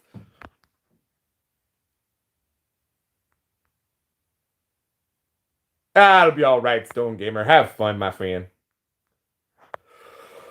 Whoo, John Berge, that is a very good question. Basically, from move-in, we're going to start working on the lab. I guess the lab will come in segments. So the main thing for us will be getting the flowering room set up. That'll be the main thing, and getting things vegging out. So we're going to kind of start from move-in and having things sort of starting in one sense. So we'll set up like a little tent and have some vegging plants there, while we're doing that. I do want to build some tables to go in there. I want to paint the room white. I want to install those motorized light rails and kind of set those 3 tables up, doing it that way. Realistically, if I got all the parts fairly quickly, I should be able to get the basic setup of the room done in a couple of days. While I'm doing everything else. As long as I got the shit on hand to do it. So I'm working on that, but yeah. But yeah. So long story short, But until we actually have rotation, a full room of going, of perpetualness, it'll take some cycles for sure. But then at the same time, as we're getting that going, we're going to be getting the side experiments going. We'll say fully operational room and bunch of fun side experiments going in the new lab. Woo. I want everything to be there right away, but let's be realistic. Maybe 3 months of slowly kind of building and getting everything going. But it's going to be fun. Don't worry. There's going to be lots of fun shit from the get-go.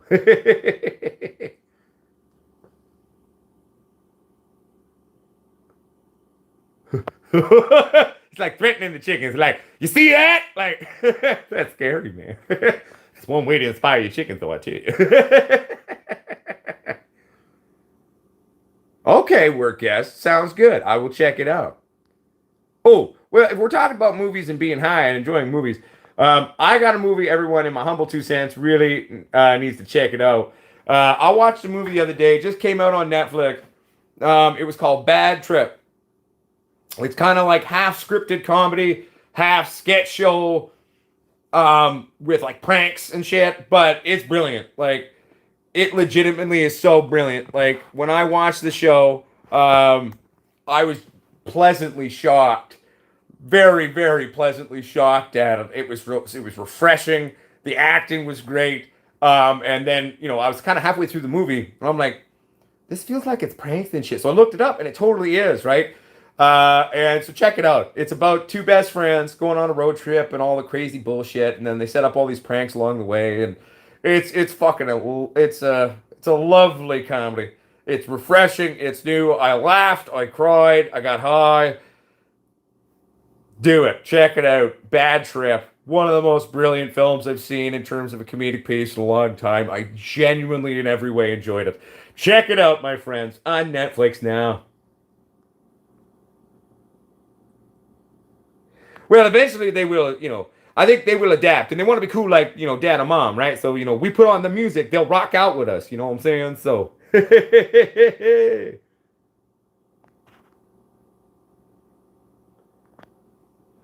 dude, well, District Records, the funny thing is one of the producers was from Bad Grandpa.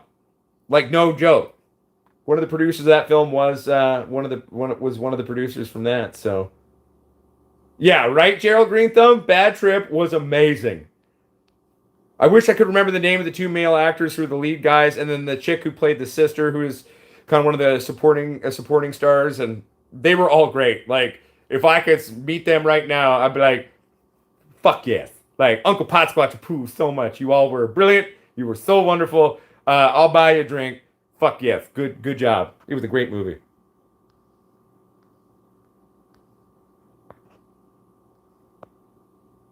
One second. Who am I missing now?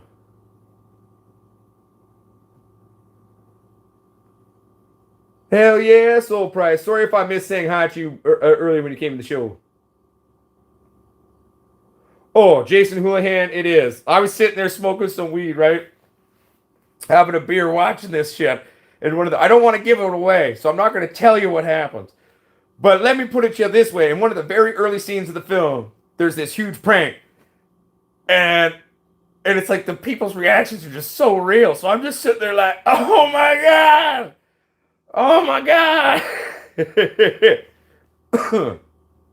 Thank you, Aaron Smith. So the three actors that play the three main leads, okay, Eric Andre, Tiffany Cash, and Lil Rel, I don't know if I'm saying that right, Howry. Check it out. They're all brilliant. Fucking amazing job. And Tiffany, man, like, she plays this psychopathic ex-con older sisters, like the bully to the one younger brother, and like, fuck, man, she crazy. Like, she was awesome. Like, just, and the way she approached the character, but then also in the situational troop real pranks with people and shit, was like, she'd do these huge switches, and all of a sudden she'd start hitting on a motherfucker. She'd be like, like, it was hilarious. And it was just like, I just wish they would have incorporated more of her shit into the movie. That was my only qualm with the damn film was that. Right? Hey, yo, masshole grower. Hey, Have I ever seen the Eric Andre show? I don't think I've seen that one. What's that one, dude?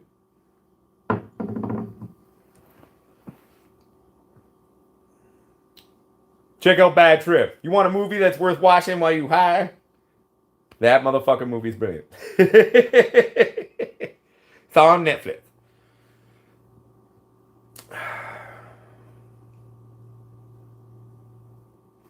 Happy 420 to you, my friend. 12:20 for Garginati, old mama. What time is it here right now? 4:20 here too. I guess I should do this then.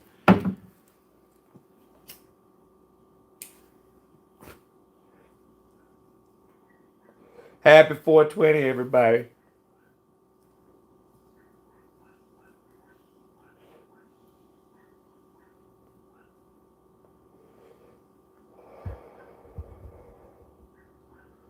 Yeah, right? Counting the name Bad Trip, I would agree, Aaron Smith. It was a good trip. And fuck, man, it's funny.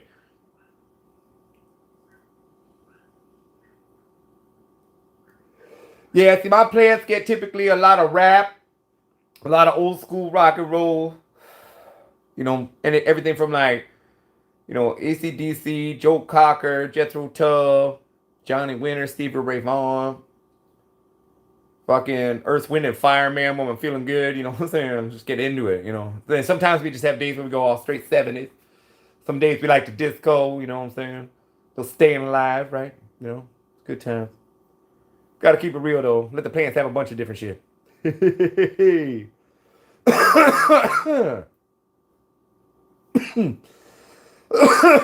right, Brandon Ashley. It's all good, man. Edgar Winter, fuck yeah. Edgar Winter was just a brilliant god of just music in general. Obviously, my favorite song of his of all time would be Frankenstein. And building one of the basically the first synthesizers in his garage at random parts. It's good time. Check it out. Your plants will like it too. Dance with them. They want you to dance with them. Yeah, right, Jason? It's funny how things, you know, change. I'll definitely check out his version of that, man. Hey, no worries, Native Nugs, cannabis cultivation, baby. It's all good. Welcome to the show, my friend. Right now, we were just discussing what, like, you know, some new good movies to watch when you're high. And now we're talking about music, both for ourselves, but then also that we play for our plants and what they like to listen to, you know. It seems to be fair. Everybody's plants are getting a very eclectic mix of music right now. That's what we're really finding out about the community. Brandon Ashley says, question for you, man. Can you put pollen on a branch and it not affect the whole plant and only the one branch? Yes, but you're going to want to wrap up that branch for 72 hours when you're doing your applications, okay? And then as you're pulling that bag off, you can do a gentle misting of water. I'm not a big fan of misting plants in flower, but early on it's okay. And put a gentle fan onto it right after you do it. You'll be fine. But you can also mist as you pull that bag off to help neutralize any potential pollen that's going to go spraying everywhere else. Turn your fans off while you're doing this as well. That's going to help. Yeah, no, it's definitely doable, man. Definitely 100% doable. You can even knock up different branches with different shit. Then you got different crosses happening all on one fucking plant.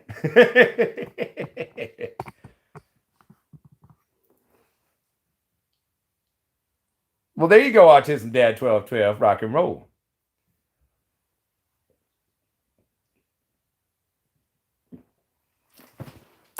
1 second, everybody. I got a piss. I will have to check that one out, Denny McGowan. 1 second, everybody. It's called the live stream or the live stream. Diuretics. They make you pee.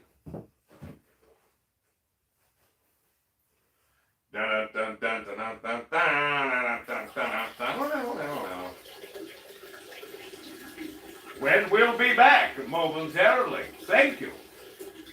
This brought to you by our sponsors. Me buying myself beer. Yep. Almost done. Sorry.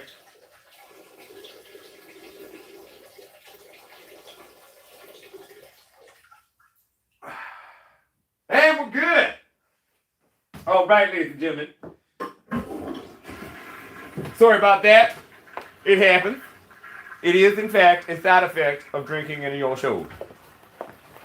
Eventually, you have to pee.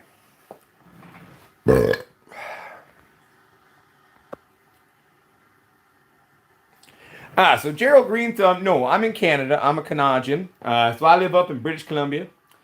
I'm from the land of the BC weed, BC bud, BC weed titty, BC. You know what I'm saying?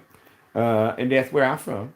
I'm not from here originally, but I've lived here a long time. I consider myself a BC person, and I learned to grow weed in BC. So therefore, there we go.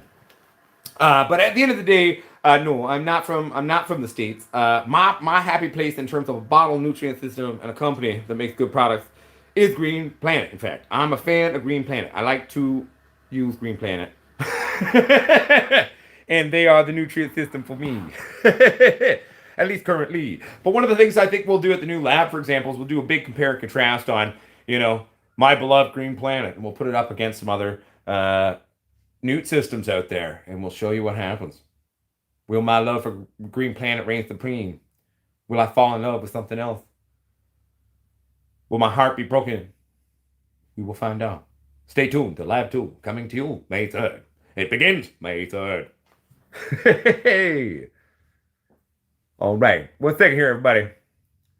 I'm now trying to play catch up here. That's a bad joke, and I should not laugh at that, autism man. That's right, Brian O'Brigham. We're trying to do a longer show today. So, well, hey, I may end up pissing a lot more than I just did.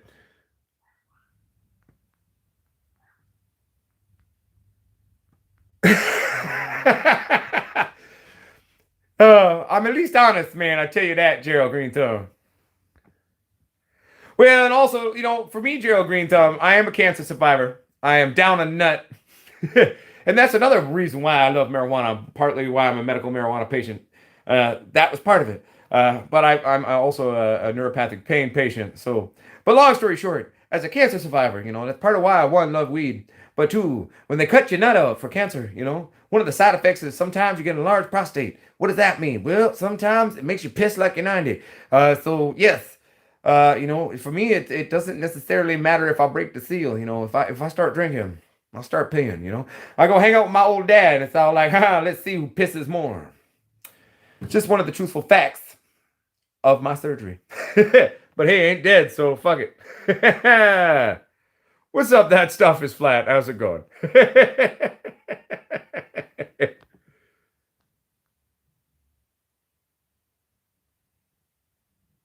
One second here.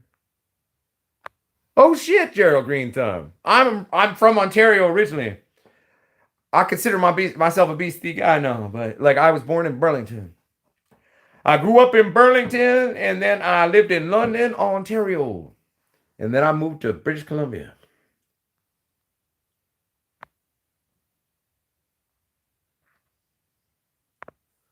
That sounds really sexy, Stone Gamer. Both those genetics sound fun to me.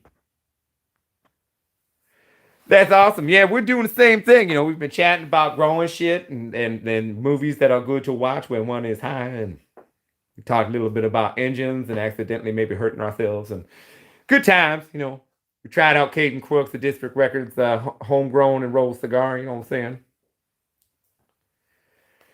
No, exactly. And we're also having a beard off. Well, I started it. I was like, I'm growing mine out. I'm going to show you mine's bigger than yours. It's a fun joke. My dad's one of my number one drinking buddies.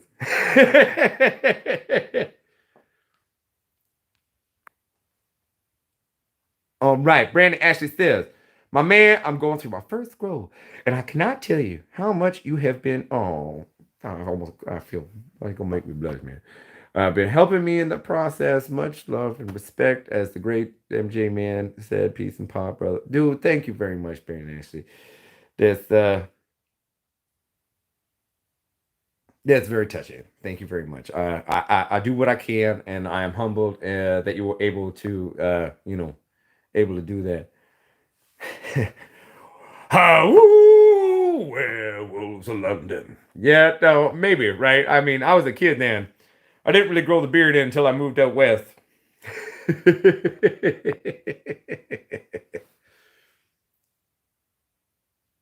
It's all right, Aaron Smith. Go enjoy your munchies. May the food force be with you.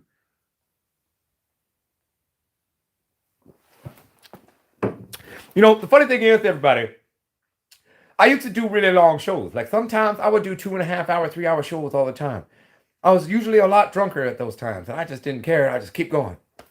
And it's like, for a while now, we've just been doing at least an hour and a half. We're like, yeah, boom. But it's like, we used to do these crazy shows and super long shows. And I was like, man, we've been having some scheduling stuff because we've been so busy.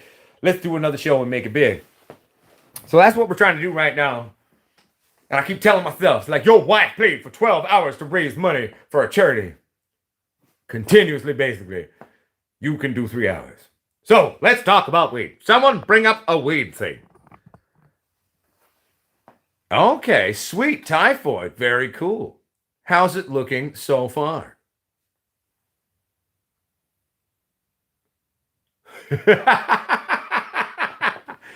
Story Baker MD's like, you ever wake up naked in the zoo with blood everywhere? No. No, man. No, I have not. I have woken up naked, surrounded by muffin wrappers from McDonald's, with sand all over me, going like, I don't remember being at the beach. But, if I've ever really wolfed out, it seems I just typically like to attack muffins and baked goods. So I think we are safe. Let's do a smoke-a-thon. Oh my God, you trying to kill me? No, I'm just joking. I don't even know what that would mean.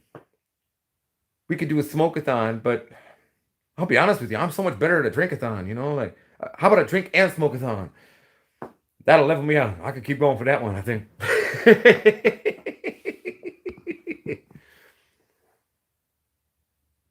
Oh, that's okay. That's all right. A little bit, not a horrible thing to freak out about typhoid. So if it's just a little bit of nitrogen toxicity, you're all right. Don't freak out. Just bear in mind, what I'm saying. Don't freak out though. That's cool.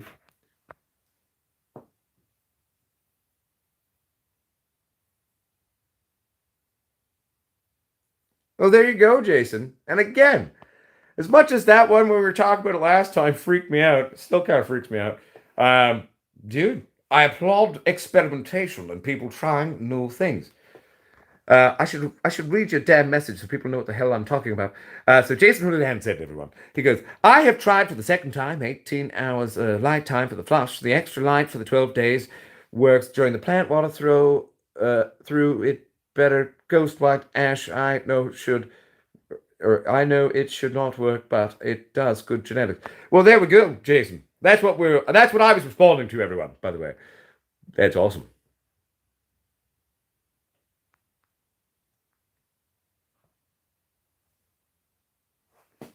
Well, I feel you, typhoid. Now, is this the first, like, how many times have you grown? Is it your first grow? Have you been growing a long time? I apologize if I should know that.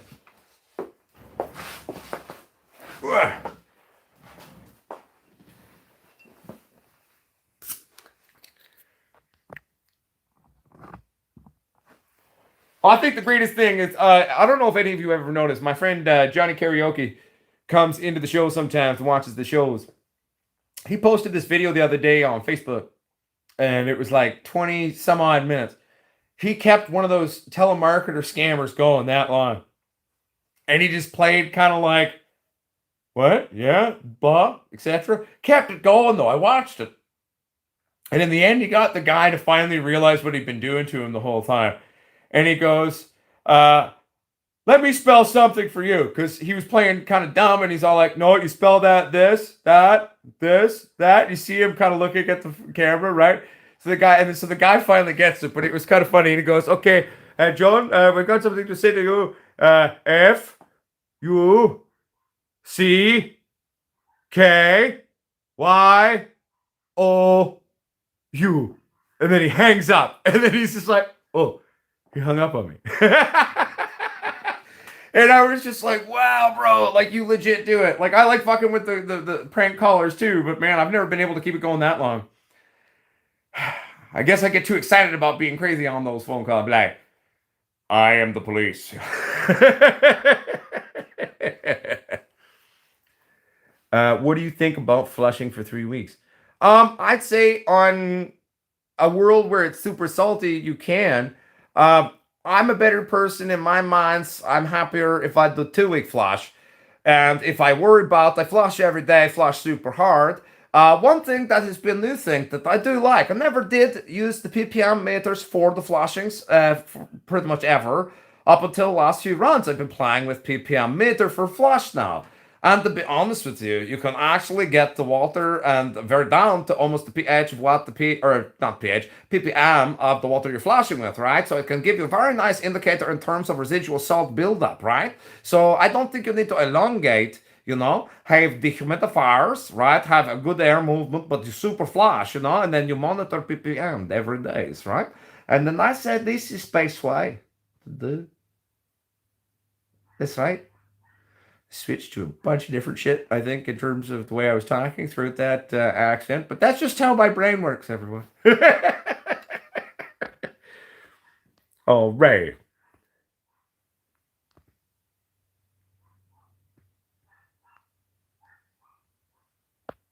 Rock and roll.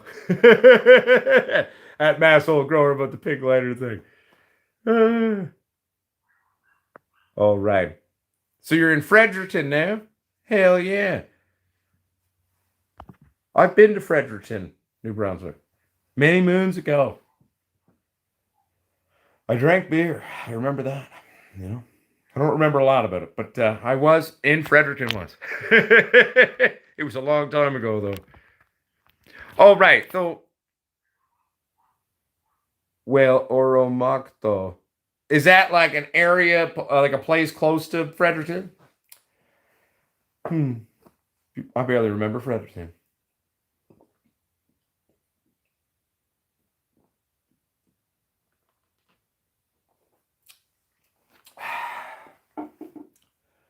Are you looking at me, gone to none of your mama? I'm looking at you.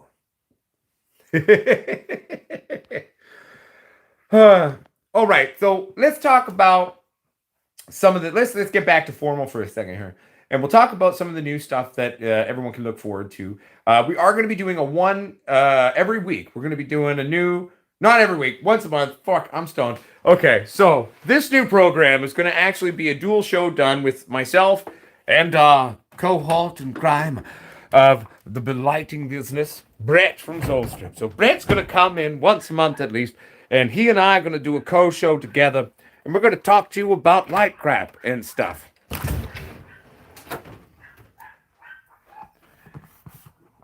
Einstein, I used to drink a lot of really strong, hoppy beers back in the day, but I'm pretty sure that's what gave me nut cancer. A lot of estrogen in hops, my friend, I'll tell you. So, yes. Okay. Whoop. And that makes sense. I'm going to just put the whole thing down. There we go. There we are. Sorry, everybody. I'm trying to, not lose the internet, but so you can see that I can smoke. Yeah, we'll go with that.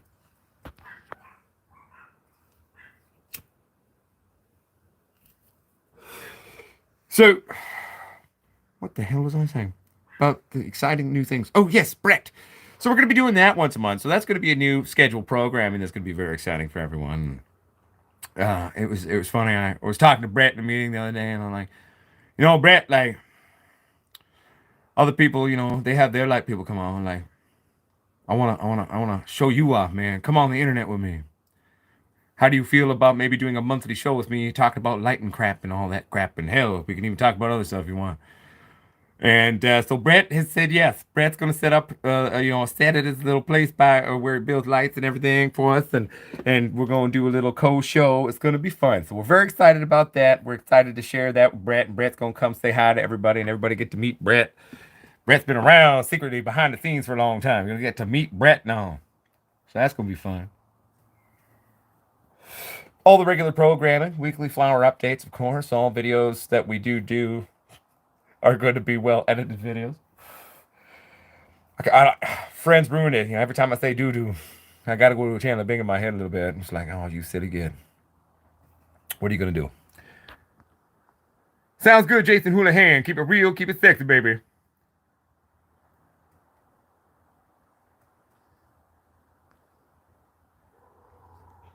Yeah, so Brett's gonna come on to the channel. Another fun thing that Brett would like, we could definitely talk to Brett about is, Brett's also very much a breeder and a seed guy too. We're both growers. We both love weed titties. That's part of how we both got into anything we ever did. We fell in love with weed titties and old school heirloom genetics. Brett and I see eye to eye on a lot of stuff when it comes to cannabis and the world of cannabis, and that's why we get along. But long story short, it's going to be a fun show, and so we can talk about that too. Hell, I mean, it's going to be like, pre-planned programming, like it's not just going to be us freestyling everything anymore. I'm going to even like think about stuff now. I'm going to think. Everyone's like, oh God, he's starting to think. Dear God, hit the red button. It's an issue now. He's thinking shit. But it's going to be good. We're going to try to make it sexy. Nah, I just told me to make light signs time. Oh, man. Brett was the one we originally called Soul Strip back in the day because I was sitting there and I was like, well, where do I acquire good LEDs and parts? And I had a friend, Tom, who lived here in Canada. He was an electrical engineer for a bunch of big companies, not in terms of lighting systems for plants, but, everything else. And he was like, man, I found this smaller company, but they seem, in my opinion, to make really good fucking shit, man. You should check them out. You should call them. I like the LED strips they make. I was like, okay, cool. So I called Brett, and Brett and I started chatting. And I told him what my plan was and what my goals were, my motif, and why I was doing it, etc. X, Y, Z. And eventually in that conversation, in that meeting, Brett goes like, man, like, would you be open to maybe working together on that? Because I can get behind that. I said, I'm down. Because by and large, predominantly, they've been a parts company. Like, they did have some prefabs that they did before we met. And that was kind of the Mark 1, is basically how we got the initial lights out, was the prefabs they had done a little bit. But then we kind of changed everything together and made it sexy, right? And kept going and having fun with it. And, that's the origin story there. So you know what? He fucking knows a lot more about lights than Uncle Potsquatch does. I'll fucking tell you that. So if you have any more technical questions, you can fucking ask Brett. And I'll sit there, smile, have a drink, and go, there you go.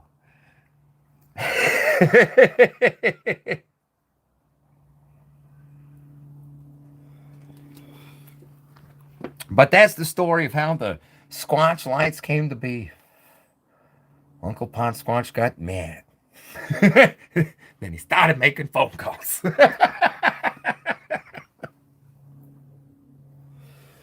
Good times. Anyway.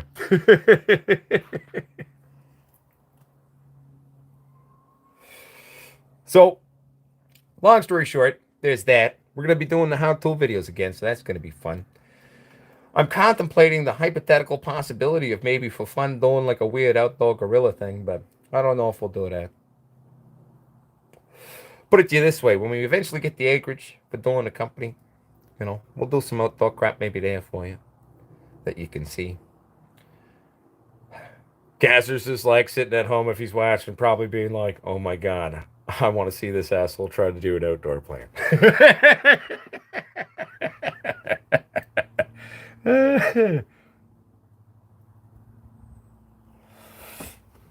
No, but I'm looking forward to it. I'm looking forward to all the new content, everybody. I'm still, I won't lie, a little intimidated by the premise of trying to edit everything and making it sexy. I am mildly intimidated by the general concept as well of the Streamlabs app and properly doing the live streams that way and trying to look fancy. But we will learn. I am not that old.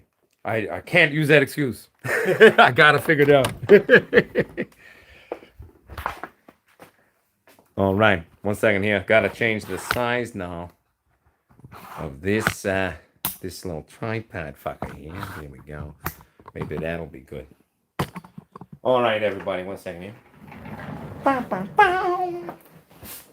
All right. Bear with me. Almost there. Nope, now that's too high. Sorry, everyone. Technical difficulties. We'll get it. There we are. All right, so DJ Drew 24V says, I got 4 plants stuffed in my 3x3. I got buds up against the sides. How bad is that? Well, it's not good.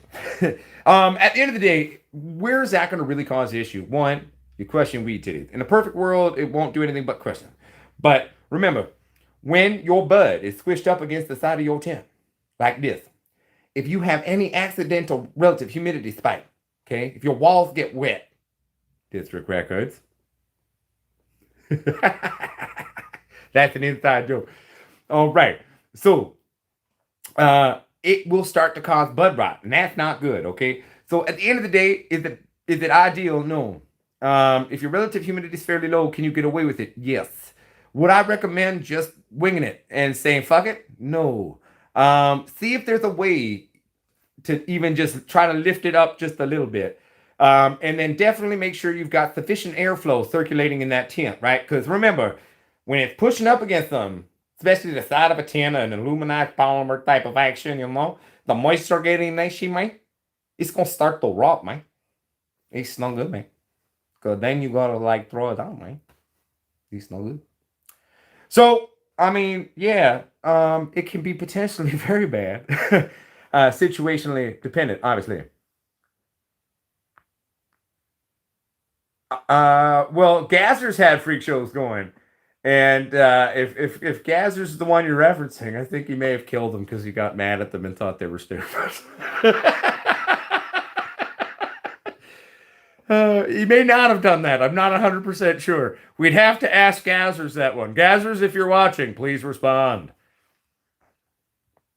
All right. What's up, Andre? 4000 Inner City Gardening. Good to see you, my friend.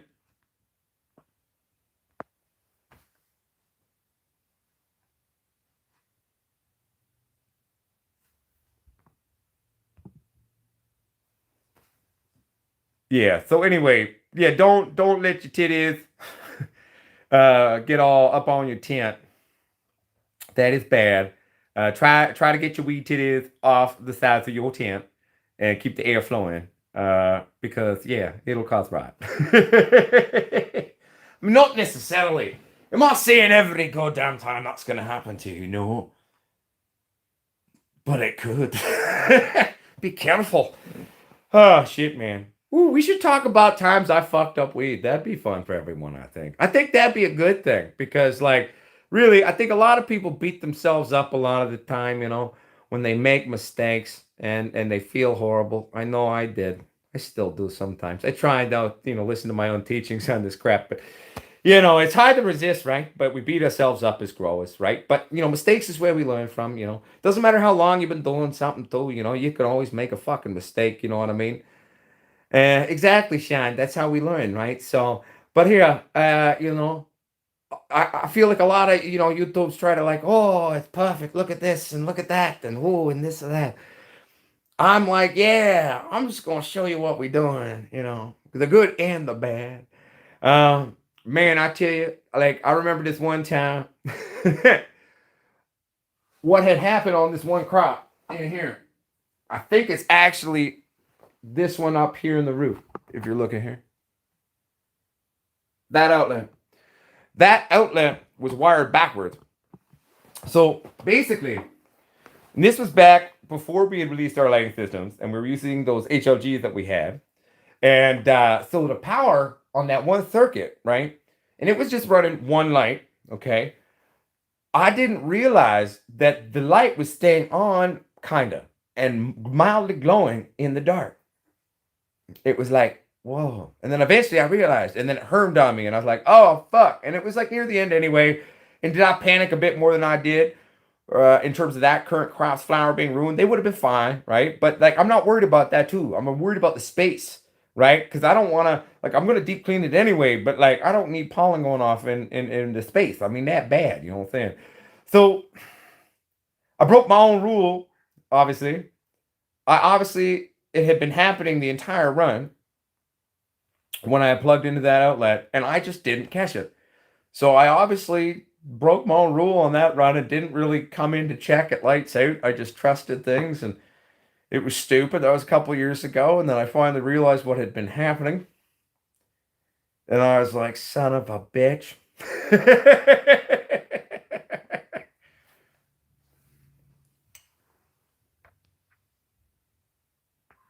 Oh, dude, like we don't hide shit, right? So, but let's talk about some of this. Well, typhoid. I mean, you could go look at my first start of the channel and watch me using a Blurple King LED. They weren't the worst one out there, but they're still, an old school Blurple style light. So if you want to see me play with Blurples, just go back to the very beginning of the origin of the channel.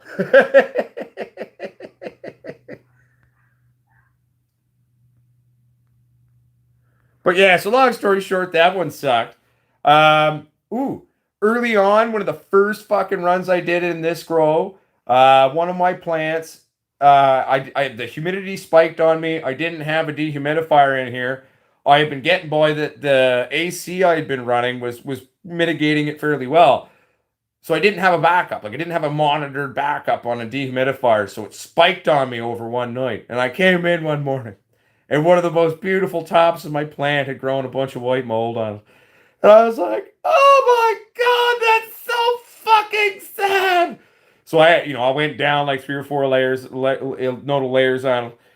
I trimmed it all off. I trimmed off its top crown and turfed it just for safety's sake.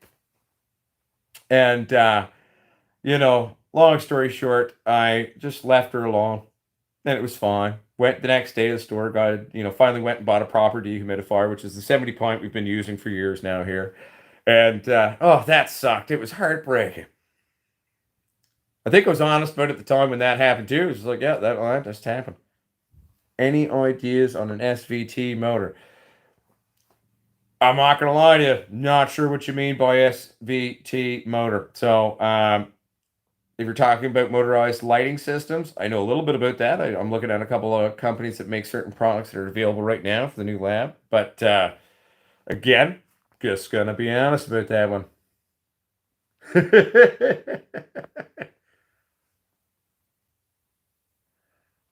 All plants are beautiful, Nicole. Don't ever belittle your plants. It's not their fault that they didn't have much light. That's all it was.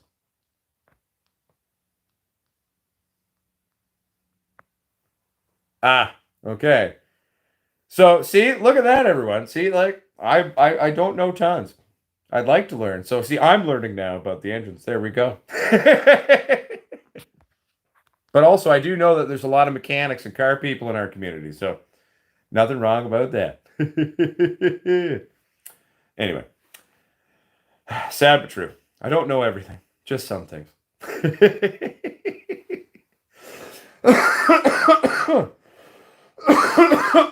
Excuse me. Dude, blue bubblegum's nice, man. I mean, I've had different renditions of it, but I've grown blueberry and I've grown bubblegum on their own a lot. I've even done that on the channel quite a lot, and that's fun. Ooh, oh, one of the heartbreaking things. I think this was a grow I did right before the channel started, and there was Lazarina. I called her that because the plant died multiple times, and I brought it back to life. And one night I came home and I had forgot to water, and the whole thing had just collapsed to complete shit. And I was so drunk when I came home, and I came in the door, and I opened the grow, and I looked. And this was early on when Mrs. Potsquatch met me. And as she says it, she's like, oddly, I fell in love with him a little bit more that night. And I just collapsed to the ground, crying. And I felt so bad that I let this happen to my plant. I picked up all of its fallen branches and I picked it up and I held this plant and I wept. I won't lie to you, I felt so bad and I wept. And then, so I sat there for about 45 minutes, drunkenly just holding my plant, crying to this plant. And I was like, oh man. And then all of a sudden I go, no, I've brought this plant twice. I'm not giving up. I'm not giving up on Lazarina. So I went and grabbed a bunch of masonry twine and I, tied it up like a marionette. And then I brought it back to life though. But fuck, it was bad. Early Potsquatch story. That may have even happened on the channel at the very beginning. I don't know. I could be blending the beginning or just before the beginning of the channel. I can't remember. But it totally happened though. I was fucking sad. But see, we all make mistakes. Mistakes happen. And that's okay. I've been doing this for a long time. Mistakes happen, okay? Uncle Potsquatch is great at them. So never beat yourself up too much about that. That's part of how we learn, and that's part of the fun, really, too. Because you know what? When we fuck something up and then we manage to fix it or pull it off anyway, that's almost more of a bragging right for our own personal confidence as a grower, right? So you can always remember that. You're like, I did fuck up, but then I did this and I fixed that shit and my crop went good. Like, part of learning, right? So that's why I always say, don't panic. Don't panic. Think, we got this. How do we got this? Make a logical premise and then go from there. Well, I feel you, Einstein. You got to remember, though, especially too, when you've been growing a long time, eventually you don't have to check them every 20 seconds, and then you have a life and you do other things. So you got to go and leave the plants, right?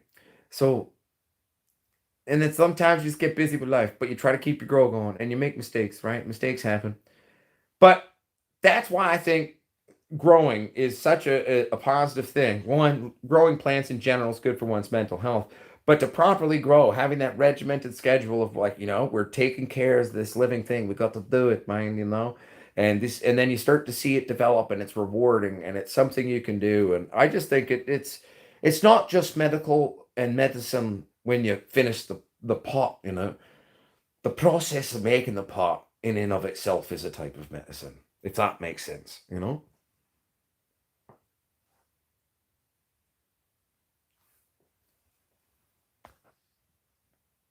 Okay, 1 second here. No, it's true, Roan Reckless. It straight up happened. Ask my wife. Legit happened. Do it up, Typhoid.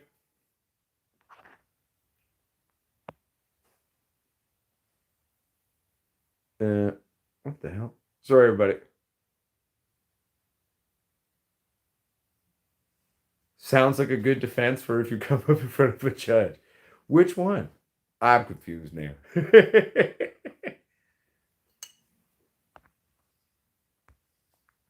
second here, everybody. I'm just reading messages. Making sure. I'm scrolling back. Trying to make sure I see things.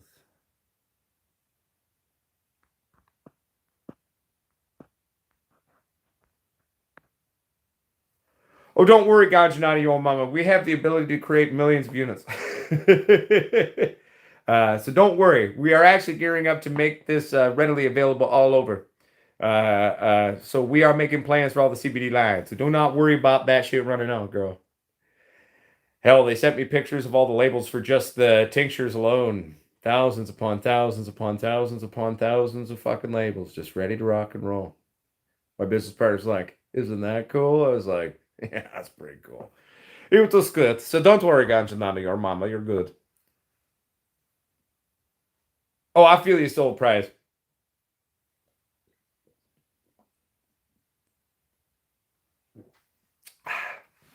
Well, what's this? 26 minutes, 27 minutes after the last time I had to pee? Well, the seal's broken, everyone. Sorry. But, long story short, what can we talk about that's proactive? Proactive for the show. Well, for one thing. No. Fell out of my head the idea there. Oh, the interactive nature part of the show. That's one thing I'd like to talk about. So, I would like to, if people at home are into it, if the audience themselves are into it, I'd like to maybe, we could either do it every week or maybe we do it once a month, another special type of show.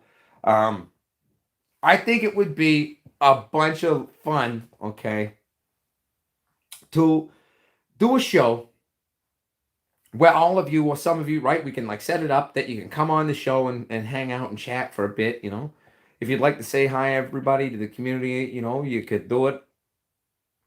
Basically, I think for the requirements technologically from that, I think if you got a webcam and a basic, something to record yourself, even earbuds should work in theory. We could always do that. Would people like that? Like, would you like the opportunity to have a time for people to come in just for a community share time? We're gonna be doing on the streams where we bring in a lot of people as well. In the industry and chatting with them and having a bit of questions and stuff with them. That'll be fun. I'm looking forward to that. Oh, is Irish Wanderer here? Welcome, Irish Wanderer. I hope you're well. How about tissue cultures? Well, basically, happy to grows. I mean, to speak to a tissue culture in a basic sense, am I brilliant at it? No, I've only read how to do it a couple times, but I'm aware of its basic premise of how it works. But a tissue culture, okay, is where we're artificially, in a sense, taking a piece of the plant itself and we're sterilizing it. It allows us the ability, any pathogens that may have been built up in the source tissue, we can actually remove these pathogens via this cloning motif now. We can bring a mother plant's genetic vigor back, shall we say. But then we're causing it to grow roots and then, start to replicate and, make a new plant that way. Why is a tissue culture clone a good thing? I mean, well, one, in terms of why big cannabis is interested in it, is it's an easy way to mass produce a lot of genetically identical plants.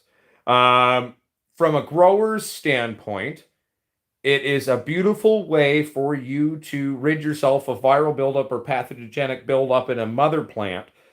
So, yes, does this involve where you're probably going to eventually kill the initial mother plant? Yes, but it's a way to keep her genetics alive by cloning her in the truest way and removing this buildup. So it allows for that via the bleach sterilization solution, a blah, blah, blah step on the process. So that's kind of what I have to share on tissue cultures. That's the basic functionality of how it works. What can it do that's positive for us at home as a smaller grower? Why is big cannabis interested in it? Well, like I said, it's the easiest way to mass produce consistent genetics from the same source point.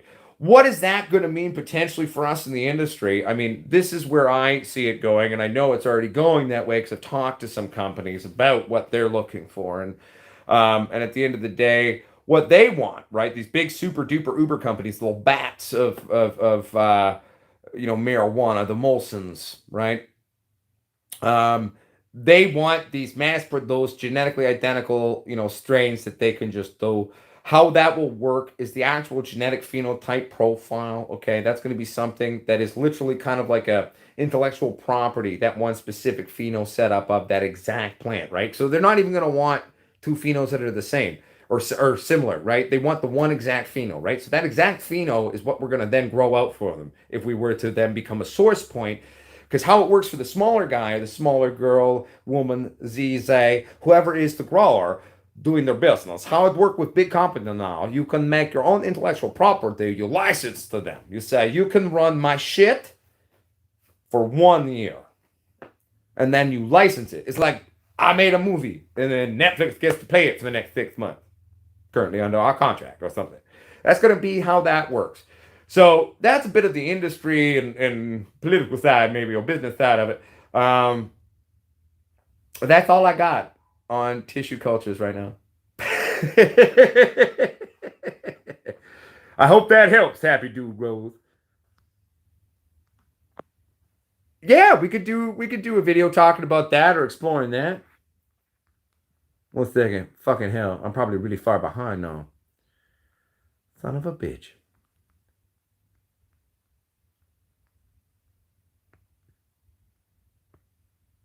Uh, uh, uh, uh, uh,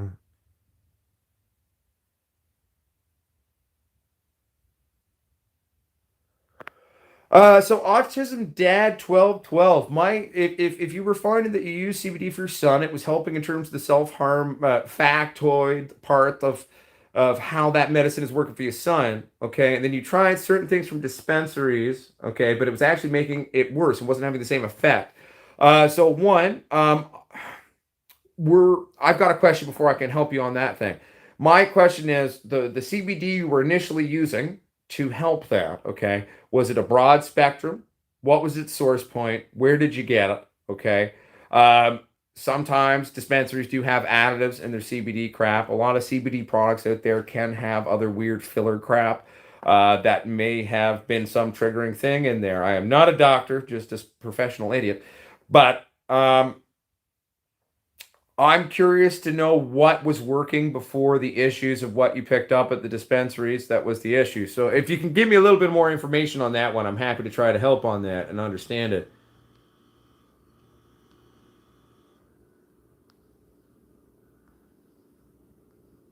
Bloody hell, how long am I behind? Oh, not that far behind. So there we go. All right.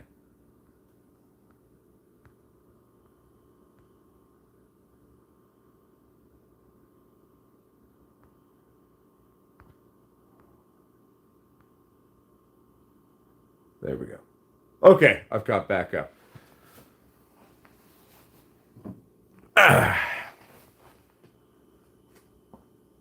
Well, Irish Wanderer, I am really sorry that you're going through hard times, my friend, but welcome back to the show, brother. And I'm glad you're here to share and hang out with us, buddy. We got your back. We love you. You wonderful. Keep it sexy, man. Chilling with your fam jam now. So it's all right. It's going to be all right. Bow, bow, bow. What's another fun thing about the new lab, dear? Well, let's share a little bit that could be fun. You know, where we're going is Hope. Hope, BC. That's where we're going to be living. But you know, that's where they shot the Rambo movie, so that's kind of cool. So you know, it's a Rambo place. You know, I find that quite amusing. So Uncle Potsquatch is moving to the world of Rambo to make it the world of Squatch now. But there we go.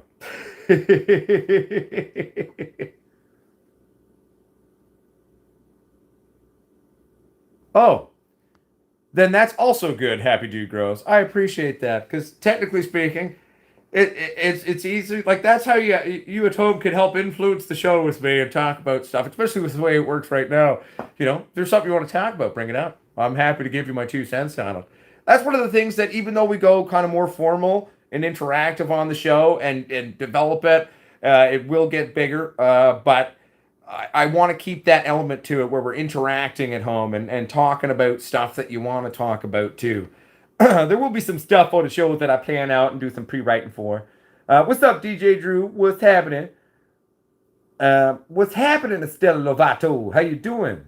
What's cracking? Are you doing well? All right. Sorry, everybody. Just double checking.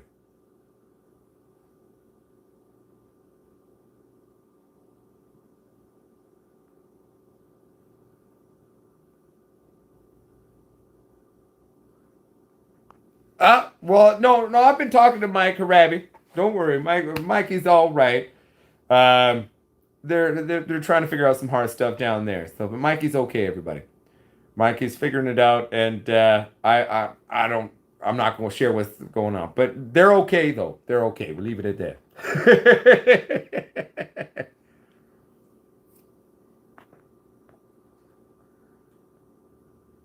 Yeah, no, that's true. For example, in terms of basic anxieties, for me, like sativa is more of a triggering thing for me in terms of an anxiety. That's why I love late pick indicas. That's my happy place. But I mean, everyone reacts a little different. I've got buddies though who react that way to an indica or kushes or especially late stuff. That triggers their anxiety, oddly enough. But then smoking a huge amount of high super cerebral sats calms them down oddly. Well, for me, my brain moves fast enough. Jesus Christ, I don't need any help. It's gonna freak me out, you know. And that's why I smoke some indica. I'm like, oh, right, baby. Do, do, do. But everyone's own biochemistry is a little different, right? So that's why there's no one strain for anything. You know, it's part of an exploratory piece in terms of cannabis and medical cannabis for us to all find the right cannabis for us, and it's different from person to person. Sometimes subtly, sometimes there's drastic differences too. I know a buddy who smokes Kush, and all of a sudden becomes like one of the most violent assholes you've ever met. Does he normally smoke weed when he's drinking? Yeah. Could that be part of it? Fuck yeah. But I mean, still, you know, it's a thing. Hey, much love, Mitchell Hartman. Back at you, baby, to the KC, yo.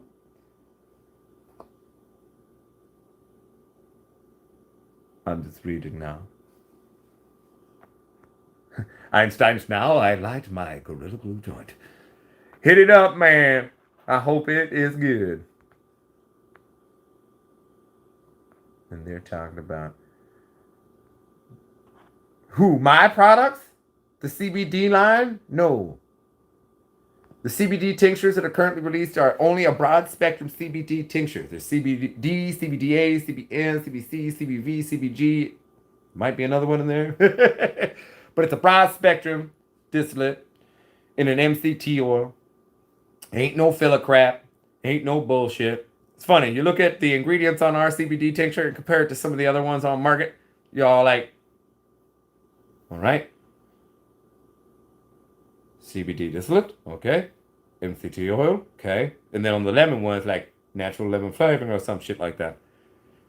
Look at the other products, like,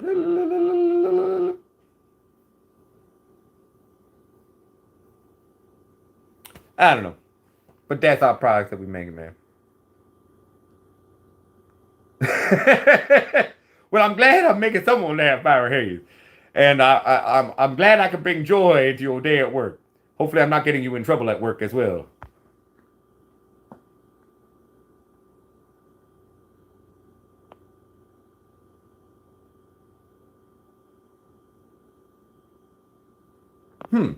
Well, autism dad, I mean, one, a broad spectrum non THC additive CBD product might be positive for your son. However, I'm also a big advocate that a little bit of THC and a little bit of CBD actually complement each other for many in terms of a vast plethora of medical applications. So, the small part THC to CBD is not only a very legitimate thing, it's something that's very well observed in terms of a lot of medical people and their own personal usages that I've experienced and met and seen. So that could very much just be a thing for your son. I mean, that could be that perfect balance. But again, there isn't one magic strain that just works for everyone, for everything, or any one thing. It's also too, like for your son, finding what seems to work the best for him and actually helps. I know that I was talking to a mom that I met online, and she was looking for help in terms of making edibles and rosins and stuff for edibles and for her son because they couldn't afford to buy it. It was too expensive, but they were legally allowed to grow it themselves, and so she had been learning about trying to, make medicine for her son. So I was talking to her the other day about that, and so she was saying in terms of for her son's treatment. I mean, it's mostly CBD. I don't know if they're incorporating THC, but I'm pretty sure they are incorporating a lot of THC into it. I think I'm trying to remember now what she was saying. Sorry, everybody. I do a lot of phone calls.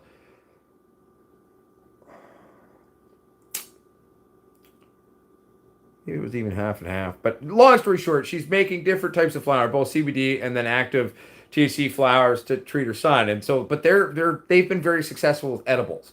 So she's making typically different forms of edibles, and he is taking to what they were saying about 100 milligram dose 8 times a day. Even I believe their son is about 14 or 15, but yeah, it was helping with his self harm, but I'm pretty sure they were taking a large part of that as THC with CBD and all this other stuff. So um, that makes sense because I mean, at least if I compare it to my little bit of knowledge to other people using it to help treat their autistic children, if that helps. I'm just trying to remember as I'm going about it, and yeah.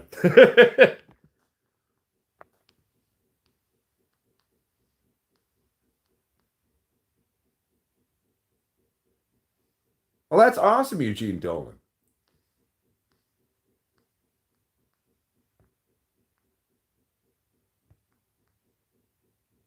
Sounds good, Gregory.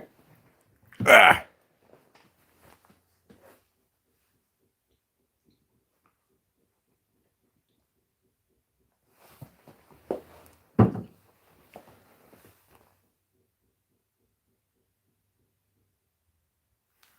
Sorry, fridge is making a weird noise. 1 second here. Okay. I've been asked by Gregory to check my email.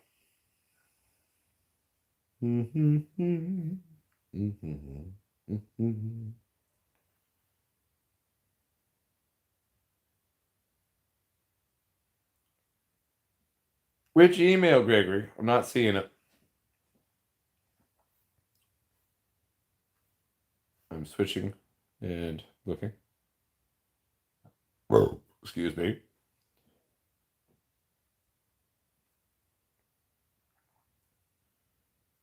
No. I can't see anything, Greg. I mean, maybe it's just this phone being weird, but I'm not seeing an email here. I don't see one. Just on the phone here. Anyway,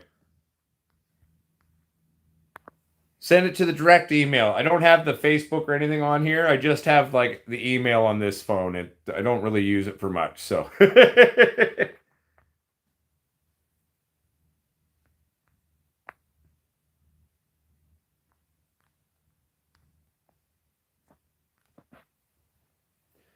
No, no, totally autism, Dad. And it's cool. Like, I mean, that's one thing that, for me, for example, that I've been learning through my own journey myself as a pot person, a pot grower, medical pot person, is just sort of the vast plethora of what we can do and how it can add a benefit to people's lives all over the world for so many different things. Like, for example, broad spectrum CBD oils have been proven to, or showing through a lot of studies now, to actually help increase and speed up the rate at which bones heal, like 25-ish, 30%, which is huge. And I mean, I wonder then if, like, for example, some women really struggle with osteoporosis as they age. What if you ate a lot of CBD and shit as you aged as a woman, like would that help to either slow that or like fix that or slow that down? Like, I don't know. It's just if it's seeming to have this relationship to bone health, that's intriguing, right? But like I mean I remember some of the first times I saw videos of someone who had Parkinson's, like severe Parkinson's, right? Like they're hardcore shaking out. And then, they ingest some weed, they smoke some weed, and all of a sudden, like within a minute or so, minute and a half, they're normal again. They're like, whoa. It's like the person returns, right? And they're like, hey, you want some lunch? They'll go make a sandwich. I've seen a number of different videos where it's sort of really just instantly treated these things for people. And I mean, it's astonishing what this fucking plant can do for people. And I mean, yeah. So, I mean, the autism thing, that's a newer one. I've only been hearing about sort of, its use for people in autism, uh, maybe off and on for the last year and a half, but I don't know tons about it, like, in general, right? Like, but it's astonishing. Like, and I'm just sitting here and it's so moving to find out too. Like, I've had a lot of parents who have reached out, and by a lot, maybe about sex. But that's a lot to me because I didn't even know that was a thing, right? And it's just so beautiful to see this hope in kids and helping people live a better quality of lives in even more ways than I ever thought it could, which is kind of fucked up because like I knew about a lot of them and I was like, wow, it just keeps getting better every day.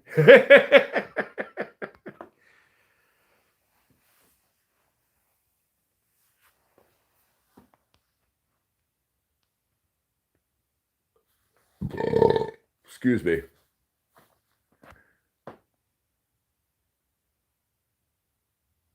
Well, that was the crazy thing. Like when this one mom I was speaking to, and she told me like what her son was taking. He was taking a 100 milligram dose, and I think most of that is.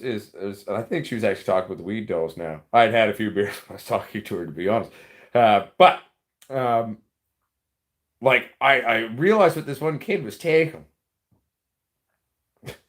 Just the stoner in me was like, "Damn kid, you're a champion.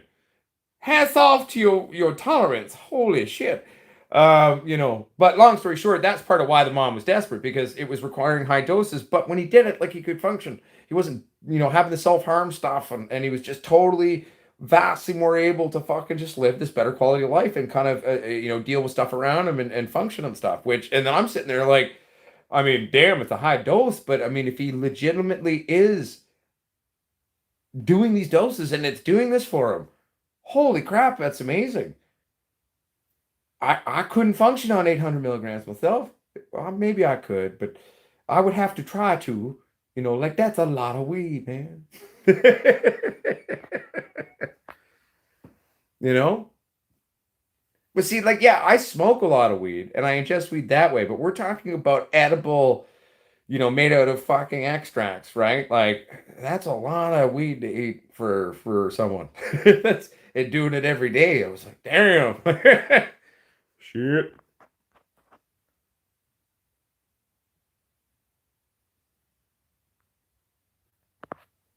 What's a cytrophin person?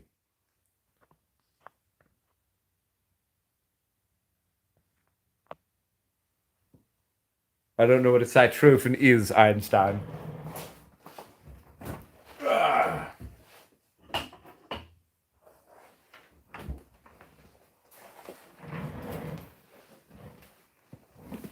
Well, that's the thing. Like greens and 373 steel. Like, I mean, oh, that one's hard to get off there. When it comes to edibles, like realistically, like if I want to get a nice super dupe bake on, like I might eat about 300, right?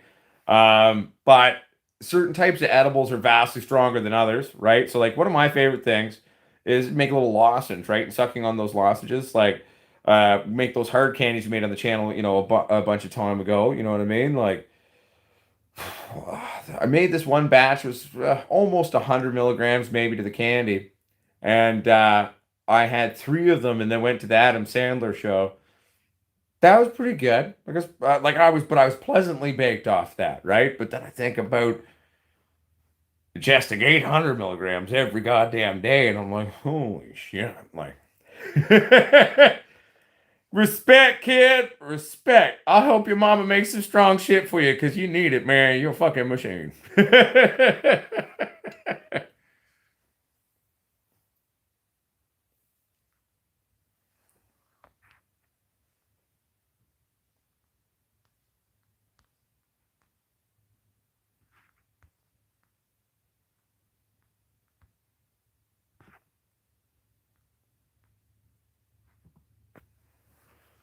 No, I agree with you, Greens and 373 steel. I mean, the fact is, though, at least from what I've seen in my life with medical cannabis, is that there is such a very different reality for both, even just one strain to different people for medical application, not to mention sort of the special phenotype realities that exist and all the different subtle different variations, right? And their vast different effects on them.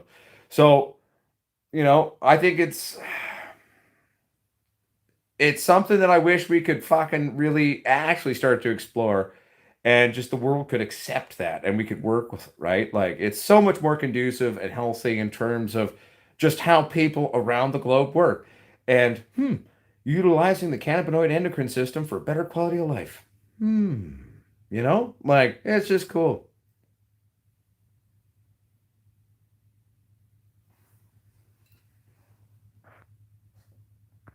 All right, I feel like I missed something.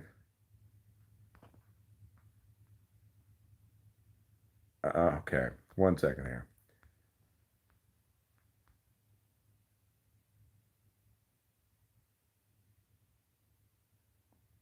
Ah, so you think I'm a schizophrenic? That's all right. Sadly, it's only outwardly that. It's actually just one voice in here, though, sadly. I hate to let you down. It just has lots of ways it likes to talk. hmm. Is there an opposite of a reverse, or is there like a reverse schizophrenic? Maybe it's that. Outwardly multiple people, but inwardly just one.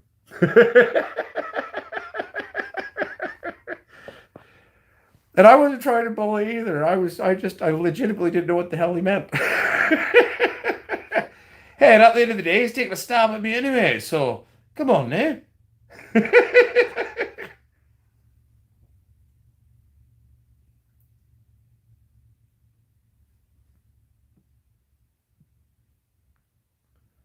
Oh, hell yeah, Roman Reckless. Like, I mean, RSO is a huge, huge thing, or as I typically, like, I'll often just call it RSO, but it's traditional hash oil, okay? Rick Simpson didn't invent it, he found an application for it. That's just a truthful fucking statement.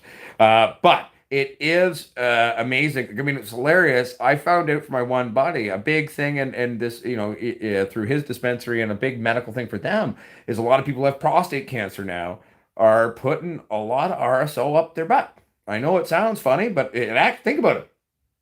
Prostate's in your ass. You have prostate cancer. If you can get the medicine up there, right? Slow release, that's amazing. And so a lot of these people are beating prostate cancer now by utilizing RSO and, well, yeah, putting it up their ass. I mean, that's again brilliant. Think about that though. Prostate cancer is a very real thing. It's very much a thing that affects you, right? So, and that's a beautiful story. I mean, a lot of people I know are recovering from cancer now who have used different forms of it, from tinctures made with it to other things. And it's really beautiful to see people living healthier, getting off surgery lists, all of a sudden feeling like themselves again. Because the human body is a tough fucking thing. And you give it a little bit of help, and it's astonishing where it can go and where it can be. You know what I'm saying? And so, yeah, it's just beautiful to see pot in all these different ways medically helping people, and people getting the chance to just be empowered, have a better quality of life, reclaim life, some of them, who have been told they're terminal. And I personally know people who've come back from that. We'll never know if it was 100% the weed or what happened, but I personally think it was, you know. Um, Modern medicine said they were going to die. So think about that. Oh, okay. That's all. Okay. Sorry, Einstein. Then I'm just being sensitive. I apologize.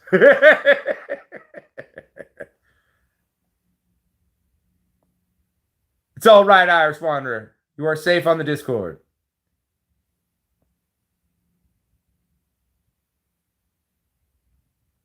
Right, Roman Reckless? I wholeheartedly concur with you.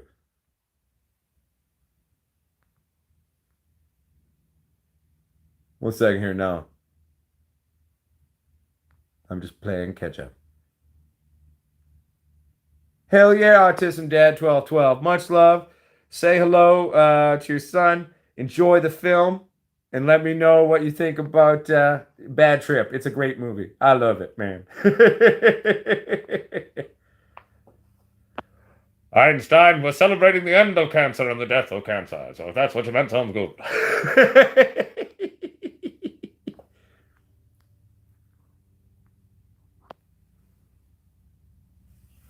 Chris McGarry, if you don't mind me asking, if you don't mind, what kind of cancer did your wife have?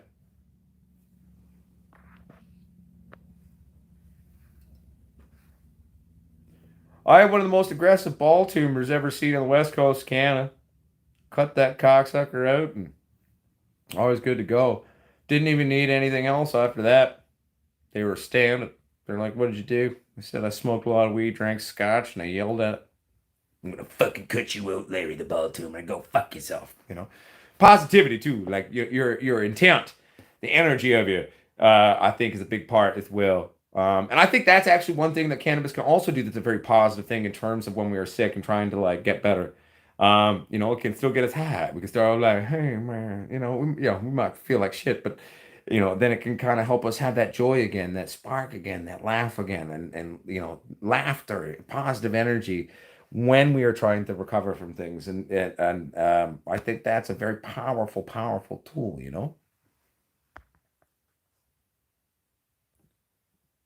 Well, Ganja Nani or Mama, by activate THC, I'm sure you're responding to someone else's thing. One could say that CBD and THC help to activate each other in terms of medical properties, or it could be about taking THCA to THC, dropping the extra carbon atom, which is called decarbon, to make it psychoactively relevant in your system. Or it could mean something else. Those are my two guesses.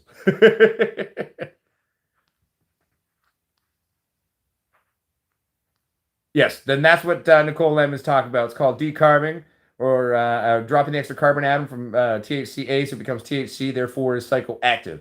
Um, yeah. But you also need to connect the THC to a fat molecule if you're going to like ingest it this way and have it go into your blood system. You can sublingually absorb THC and cannabinoids through soft tissues of your mouth directly into the blood system. That's a little different. But again, you got to decarb that shit for it to be real. No, DJ Drew, they definitely knocked me out because they don't cut into your sac for cancer surgery anymore. They cut through your groin and they go in through that way. So no, I was certainly I was unconscious for that, but they knocked me out.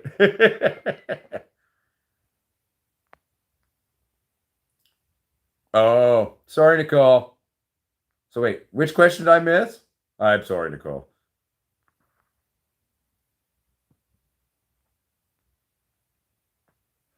No. So Ganjanani or Mama, the highest THC is produced by the trichrome. I had an R for those who were just tuning in. So your trike, when milky, is at its highest THC levels. Sometimes that is cloudy for some, but usually milk. Most plants go milk. Now when it starts to change, it's converting amphibians, other cannabinoids. That's when it's going to the ambering process. Okay. So technically, if you want to get the highest THC level, we're gonna go in. We shoot for like harvesting at 100% milky. I personally like later picks. I like a good 10 to 40% ambering on my weed titty, and that's my happy place, ganja, not your mama. But that's actually kind of an aesthetic, kind of basic test we can do in terms of active THC levels and cannabinoid levels. So that's where when we talk about the coloration of the trikes and in terms of how we harvest and do this, that's kind of how we do it. You know what I'm saying? How am I triggering you, Roman? I'm sorry. I didn't mean to. What's up, motherfucker Jones? Good to see you, man. Good to see you. Well, motherfucker Jones, I won't lie. There was a couple of nights where I was drunk with that ball tumor and I was awfully tempted. I did sit there like, I just could technically, but no. I'm not a complete idiot.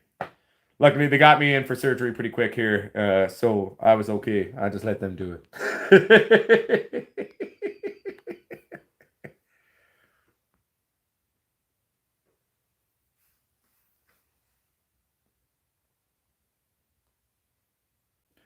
Well, the exterior absorption, I mean, it goes in through your pores and it gets absorbed like in that way. But yeah, well, it's interacting for sure with the oils of your skin and stuff, and just sort of the basic sort of two-way membrane of your skin. But sublingual absorption has to do through the soft tissues inside your mouth, right? How we take a lot of things, we stock it, right? It gets sucked in this way, goes right into bloodstream, goes to brain. It's very nice. It's why you put in like a lot of things, you start to suck on it, you're like, oh, I start to feel good. Same basic thing, right? Come on.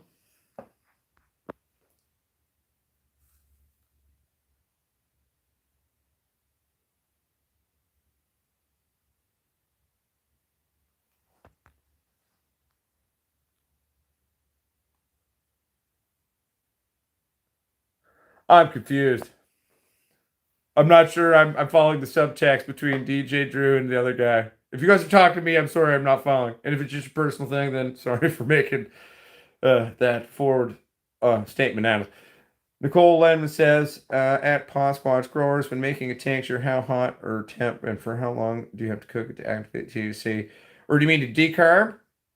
Well, one, it depends on what you're using to make the tincture. So I make my tinctures out of traditional hash oil. The basic process of using an alcohol to extract it and then cooking that off. That in and of itself is part of the initial decarbing process. I prefer to do that, and typically that cook down process combined with letting it sit for a month or so before I use it to make a tincture usually provides the required decarbing and for my medicine, quote unquote. But you'll get another additional sort of a subtle decarbing in when you do a slow and low. I like to put into olive oil these days for my tinctures. So if I'm taking my hash oil, I keep it right low. Like it doesn't need to be, not tons at all. Like I don't want it even bubbling, right? Like I'm just having it hot. And then I'm cooking that oil in and just letting it come together. And I'll let it sit for an extended period of time, stirring it, coming together. And then I'll put it into my medicine dropper bottles and I'm good to go. What's up, Lobster Boy? Good to see you, my friend.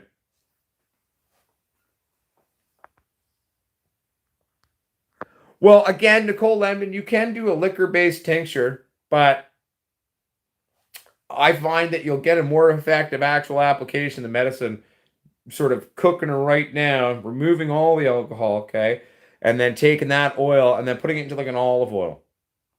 Or I like doing it with an olive oil. I find it works really nicely. Plus, I like the taste of olive oil, so.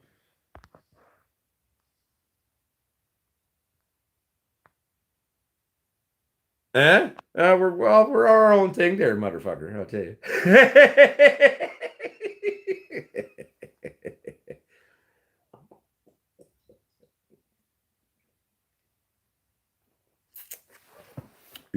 I dribbled. Oh my goodness. Oh, bang.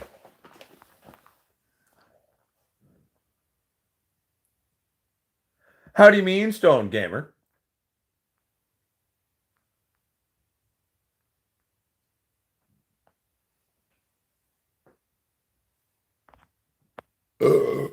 Oh, right. Yeah. Oh, don't worry, Nicole. There'll be more to play with your new light. Your plants will do a lot better for you. Damn, breaking the seal. Son of a bitch. At least we know I'm regular. But yeah, no. Traditional hash oil, or what most now in this day and age call RSO, is a very positive medicine, my friend. It can be used in many ways. I've had a lot of friends have a great amount of success on just putting it on melanomas, skin cancers, and that's really what Rick Simpson really started to fuck around with initially. It's pretty astonishing. It's pretty cool, even if it's not necessarily a melanoma. Let's say you got like a big dark mole or growth or something, and it's not necessarily melanoma. You can put hash oil on that, and it will start to dissipate and go away. The trick to that one is you just put it on, and then you put a Band-Aid on it. Do that twice a day. I've watched the wife do it to a three different moles she's had, and they're just gone now. It's crazy. She's like, "Hey, can I have some RSO from you?" I was like, "Okay." And it's boop, and it does it. So it's not even just necessarily melanoma. Like it'll help to start reduce dark growth moles even if they're not cancerous, which is kind of cool. Couldn't tell you exactly what's going on, but I've watched it work, so try it out. It's a thing. If you're worried about it, put some hash oil on it. Put a Band-Aid on.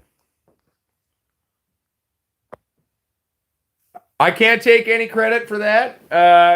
Soul Price was the one who came with the idea first, and Nicole and him worked together on that, and all the credit to the Discord being in existence really goes to them. So thank you to Soul Price and Nicole for getting that going and setting that up.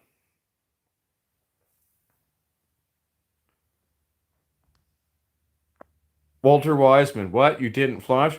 Well, one, no, because I'll do that after the show. And two, it's just taking a piss. I don't need to flush 3 times. We on septic on this house. So right now during the show, given the amount that I'm going to pee, and it's probably mostly water and beer anyway, no, I'll do that later.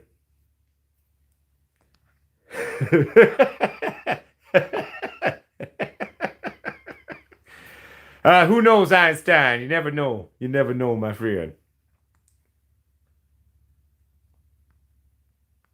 Here we go. Walter, okay. Just for you, Walter. Just for you, baby. Here. You like this, Walter? There you go, buddy.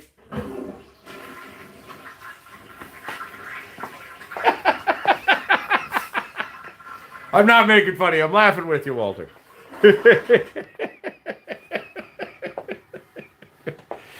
Good time.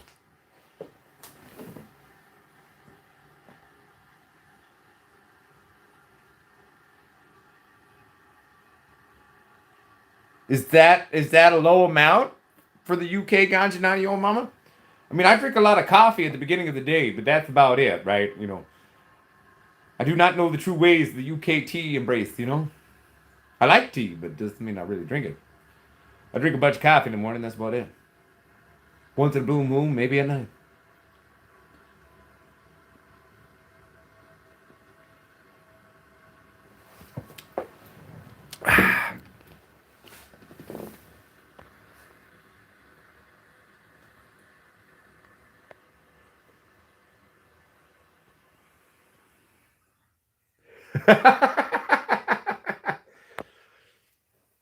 It'll be a fun compare and contrast to see my friend Nicole.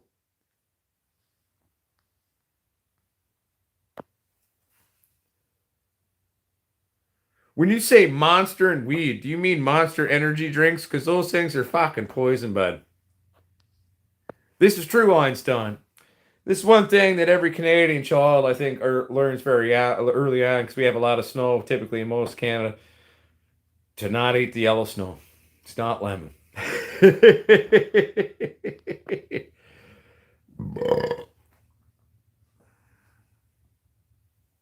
a true story.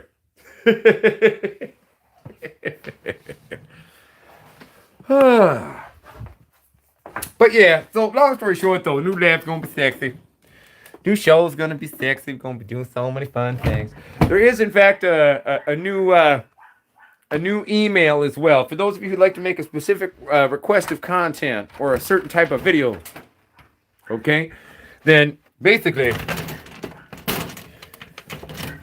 all you got to do is send an email to potsquatchdo@gmail.com. That's how you're going to request and get that going. You know what I'm saying?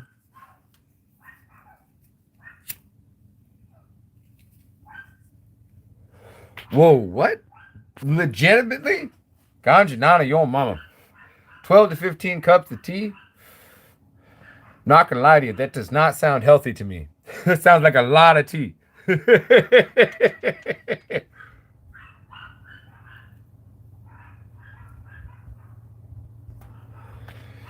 Don't worry, the quiet witch. We'll teach you the ways of the force and get these plants living for you in no time. Maybe I'll call you guys after the show. I'll talk to you about your plant issues.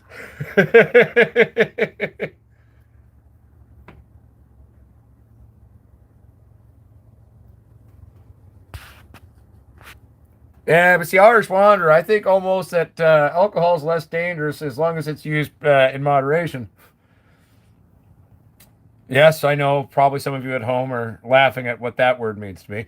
But Monster energy drinks are so bad, bud. Like, they're chock full of all this other shit, buddy. Do yourself a favor and don't drink them. They're just literally poison, bud. Oh, okay, the quiet witch. Why does he work in the morning? Probably makes sense. Yo, paper scratcher. Cheers back to Illinois, my friend. How you doing? Good to see you.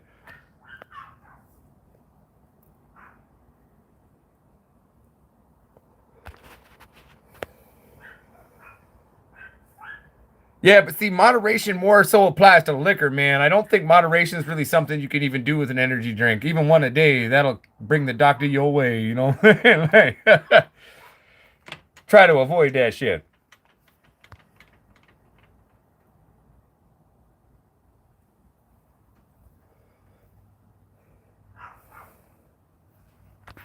Well, see, that's why liquor preserves ganja nani, your mama.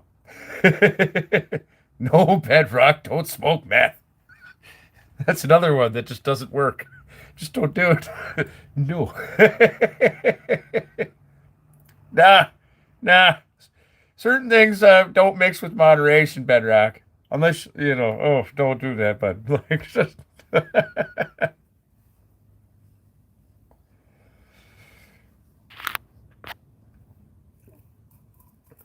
No, I know, and there's people who are moderate heroin users. I don't know. For me personally, when it comes to certain drugs and the way it is altering your system and the dependency that is then interred by it, let's put it this way, everyone. If you're using anything in a way that you become so habitually dependent on it to function, and you're not doing it for an actual legitimate medical thing, okay? Maybe that's a bad thing. Maybe we shouldn't mix that one with moderation. I don't know. Just saying. That, I think, if you use that as your basic rule of thumb, I think you'll be okay. And at the end of the day, liquor could be a super bad poisonous thing. Be careful with alcohol. Yes, Uncle Potsquatch drinks. Yes, Uncle Potsquatch likes drinking. Be careful with it. Moderation. Know your limit. Play within. Just like gambling. And at the same time, if something, anything, no matter what it is, starts to detract from your life and your quality of life, at the end of the day, it's probably a bad fucking thing. And it's obviously not working for you. So, yeah.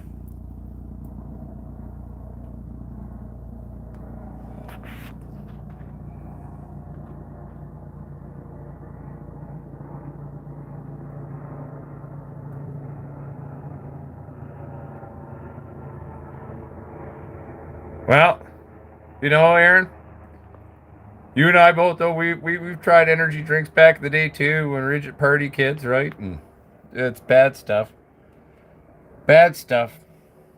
At the end of the day, everybody, be careful and love yourself. That's the trick, really. There, but and don't allow yourself to kind of get into that loop of where you justify stupidity to yourself.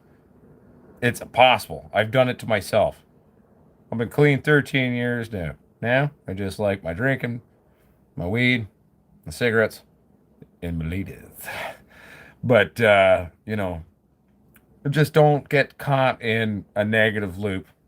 And it's one of the hardest things to recovery is acknowledging that you're actually unhealthy and hurting yourself. And if you can realize that, own that, that's how you move forward, my friends. Oh, it's very true, the quiet witch. That's where addiction can be a slippery slope. And then one day you wake up and go, holy fuck, what the fuck am I doing? Lord knows I've been there, my friends. Years ago now, but I was there and I can remember it like yesterday. Now that I know I got the prick in the show, I'll give him a. It's all right, Kim D. Welcome to the show, baby. Ladies and gentlemen, years ago when I was a dumbass and I was abusing stuff, you want to know what the number one thing, one of the number one things, if not the number one thing that was the kick in the ass so I needed to pull my head out of my ass? Big A, Aaron Smith, the guy in the fucking show. We won't get into the story of exactly what happened, but he was my best friend. And he called me on my bullshit.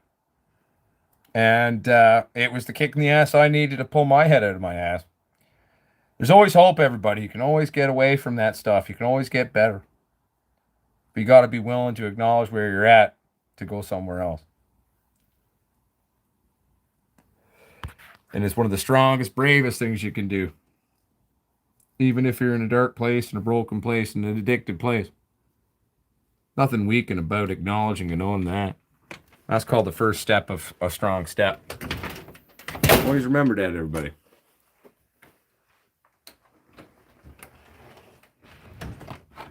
No, just talking. But you see, bedrock, roots, at the end of the day, anything can be the way you interpret it. We create our own realities through our perception. Perception is the base variable to all equative reality of the individual. And you get to choose how you take something or see something. It's a lot of power. Don't abuse it. But that's another trick to how you can kind of get yourself going there, bud, and work your way forward. I don't know if you're making a funny, deep joke or if it was a joke based out of truth. Often I find most comedy has a basis in humor, so I'm going to roll with it. What's up, Lobster Boy? Pound it to that, too. I agree. Much love, man.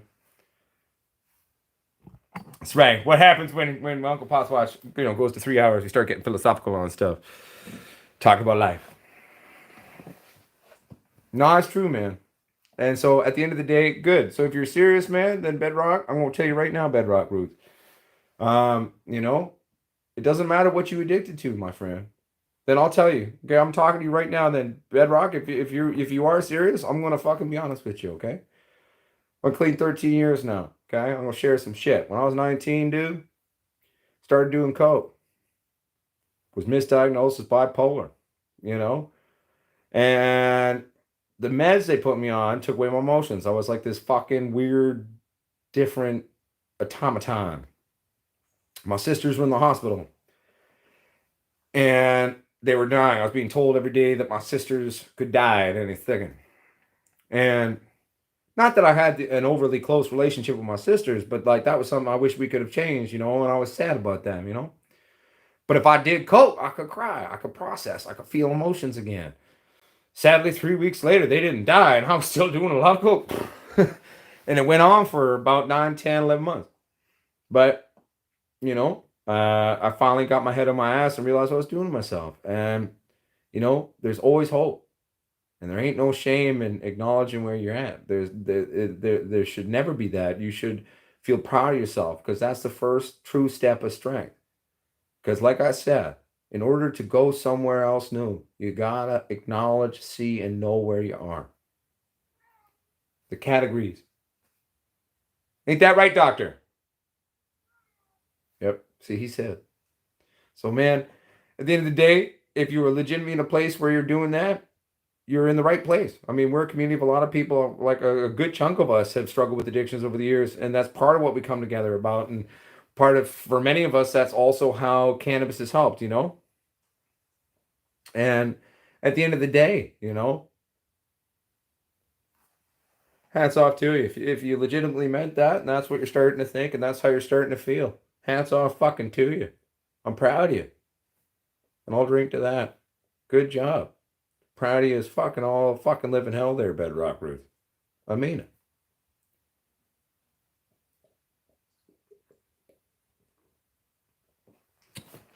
I'm not gonna lie to you. I don't agree, Bedrock, with a lot of the recovery programs. They say once an addict, for always an addict. Bullshit. You can always have addictive tendencies. But like, for example, what I struggled with in terms of addiction years ago, okay, I don't have dreams where I dream about it anymore. Even if I'm around people doing it, I don't feel tempted. I don't, it's gross. You know what I mean? So you can get better. It's a long journey. It's hard, no matter what device is, okay? But one of the number one tricks to that, fucking stay steadfast and stay true to it. Remember how you felt after you used. Remember the shit that was brought out by it that helped you to get to the place where you went, holy crap, here I am, you know? Hold on to the pain, not in a way to torture you, but in a way to motivate you. And remember, that's what helped you find hope. That's what helped you find a way forward. That's where the spark of the actual dream of a better day came from. Allow that to function as a hunger for that. Get excited about that. And keep walking. It's not easy, but it will get better. And I know what that's like, you know. I understand what trauma is in many forms, Bedrock. So I'm not sure what, specifically you had happen, my friend, but remember that giving in to trauma and self-medicating to deal with it is only a stopgap. And in the long run, it only makes it worse. But, my friend, thank you for sharing that with us. Thank you for opening up in the show about that. Thank you for providing a stage where I was able to open up about my story too. I bet you there's countless people watching and who will watch this later who can also relate to your story.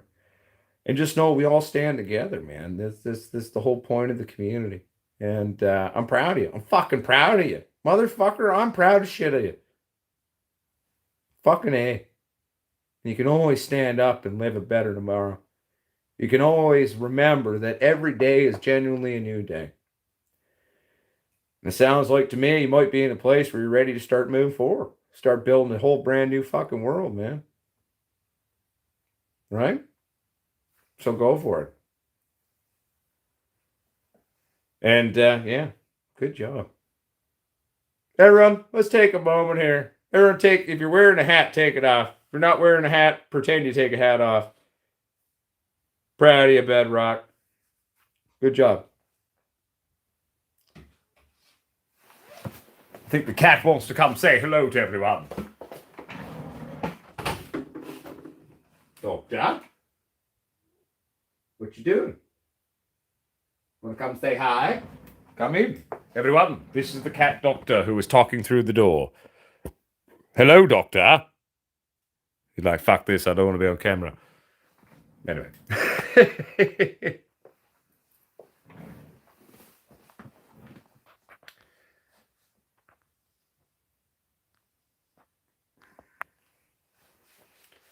So, long story short, my friends, I think this has been a fun show. This has been such a wonderful show. We've We've laughed. We've shared beautiful things. We've talked about weed. We've talked about growing things. Don't worry, this isn't me quite ending it yet. I'm just recapping of the last almost 3 hours now. We've talked about the new things coming. We've shared together. We've had so many beautiful things. No, not quite calling it a day. I'm just recapping now. We are getting to the end of the show, but I just want to say it's been a while since we've done one of these longer shows, and hell, I was a little bit worried about it. I was like, God, cocksucker, son of a bitch, I'm worried. I don't have any plants going, you know. It's kind of hard to do things, when you're sitting there. If you like, you're just a dude in a garage, you know. What am I going to do? What am I going to talk about? Oh, God, I'm sober even going into this show. Oh, God. But we've had an awesome fucking show. We've had a good time. And one thing I'd like to talk about, sort of for the point of where I guess my heart is at in terms of stuff right now. But in the last number of months, right, I've received a lot of really pretty special emails from people. I've received some really amazing stuff. As we all know, the world has been a little weird last year. It's certainly been a year of some strange things. And it's affected us all differently. We've all been in a strange place, and it's been hard in different ways for all of us. And so the fact is, a lot of people have reached out and just sort of appreciated the shows, appreciated the community and everything, and just what we all do here, and they said thank you. And that has been one of the most humbling, moving things, I think. Yes, even Gary, Aaron Smith. And Gazzers, that's not at you. But, I gotta say back, I mean, the shows and the community and all of us sharing our times together has helped me too throughout all of it. So I just want you to know I love each and every one of you, and you're fucking awesome.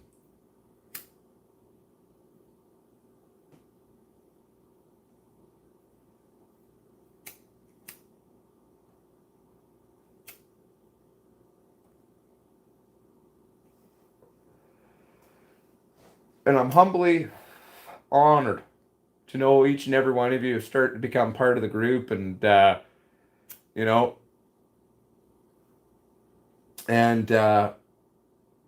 just the community we've built together, what we're all building together, and all the exciting things that are about to come. I couldn't have done anything I've done without any of you. And I just love each and every one of you. It's been fucking awesome.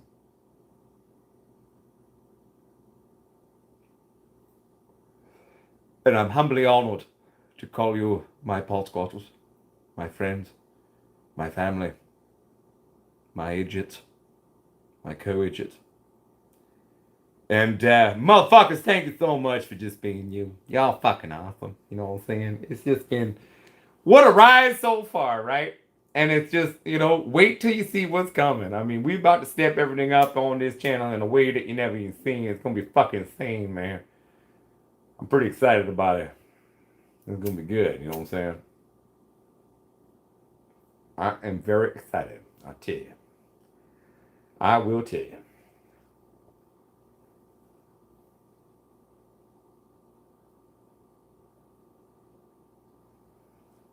Caden Crooks, if you still at home, not bad. Tasty.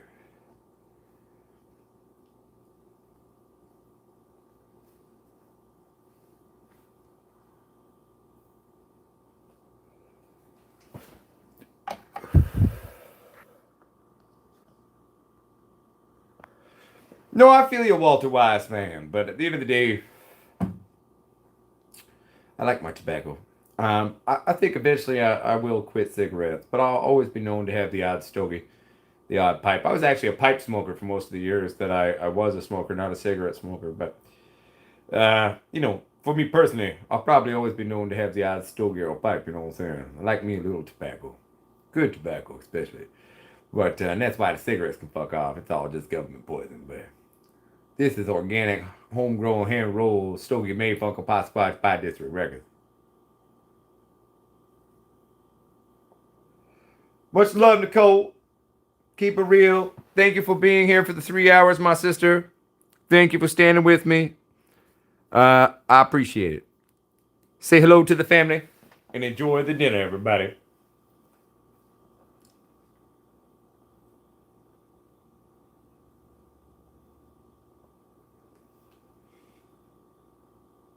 So my friends, my family, my goddamn motherfucking pot squatches, the world over.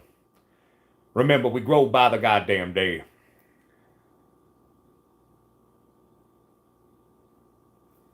Hey, no worries, Reverend Veritas. We're actually just ending the show, my friend. But you can check it all out. It'll go live in a few minutes after this. But my friend, my family, let's get ready for a good ride, a new chapter, a new growth. We grow by the day. We're everywhere in the world. It's fucked up. And we're only going to get bigger, my friends. And I just want you all to know I love each and every one of you. I appreciate you. And thank you so much for being part of this community. And get ready, because you ain't seen anything yet. We're about to have a fucking crazy no run happen. And we're going to get real fucking crazy on some of the experiments. And we're going to have so much crazy content diversified, properly done and executed for you. It's going to be a good time. And to the haters out there, well, one, thank you for the hate. It validates us. Because if we weren't doing something to bring the ruckus, we wouldn't have none of you. So, I value and love each and every one of you too. And we're about to be back in a way you never seen. But my friends, my family, remember, the true grower is a forever student. The true grower is not afraid to take risks. The true grower makes educated, stupid decisions. And the true grower, well, at the end of the day, once we find our community, we stand with our community, we help each other. It's part of learning, it's part of loving, part of sharing and caring. Together we stand, divided we fall. Remember, if one day we, all the people, can learn to actually get the fuck along, imagine what we could do if we could work together. Peace and love, everybody. Uncle Potsquatch loves you. Thanks for tuning in. Word to your mother. Peace the fuck out.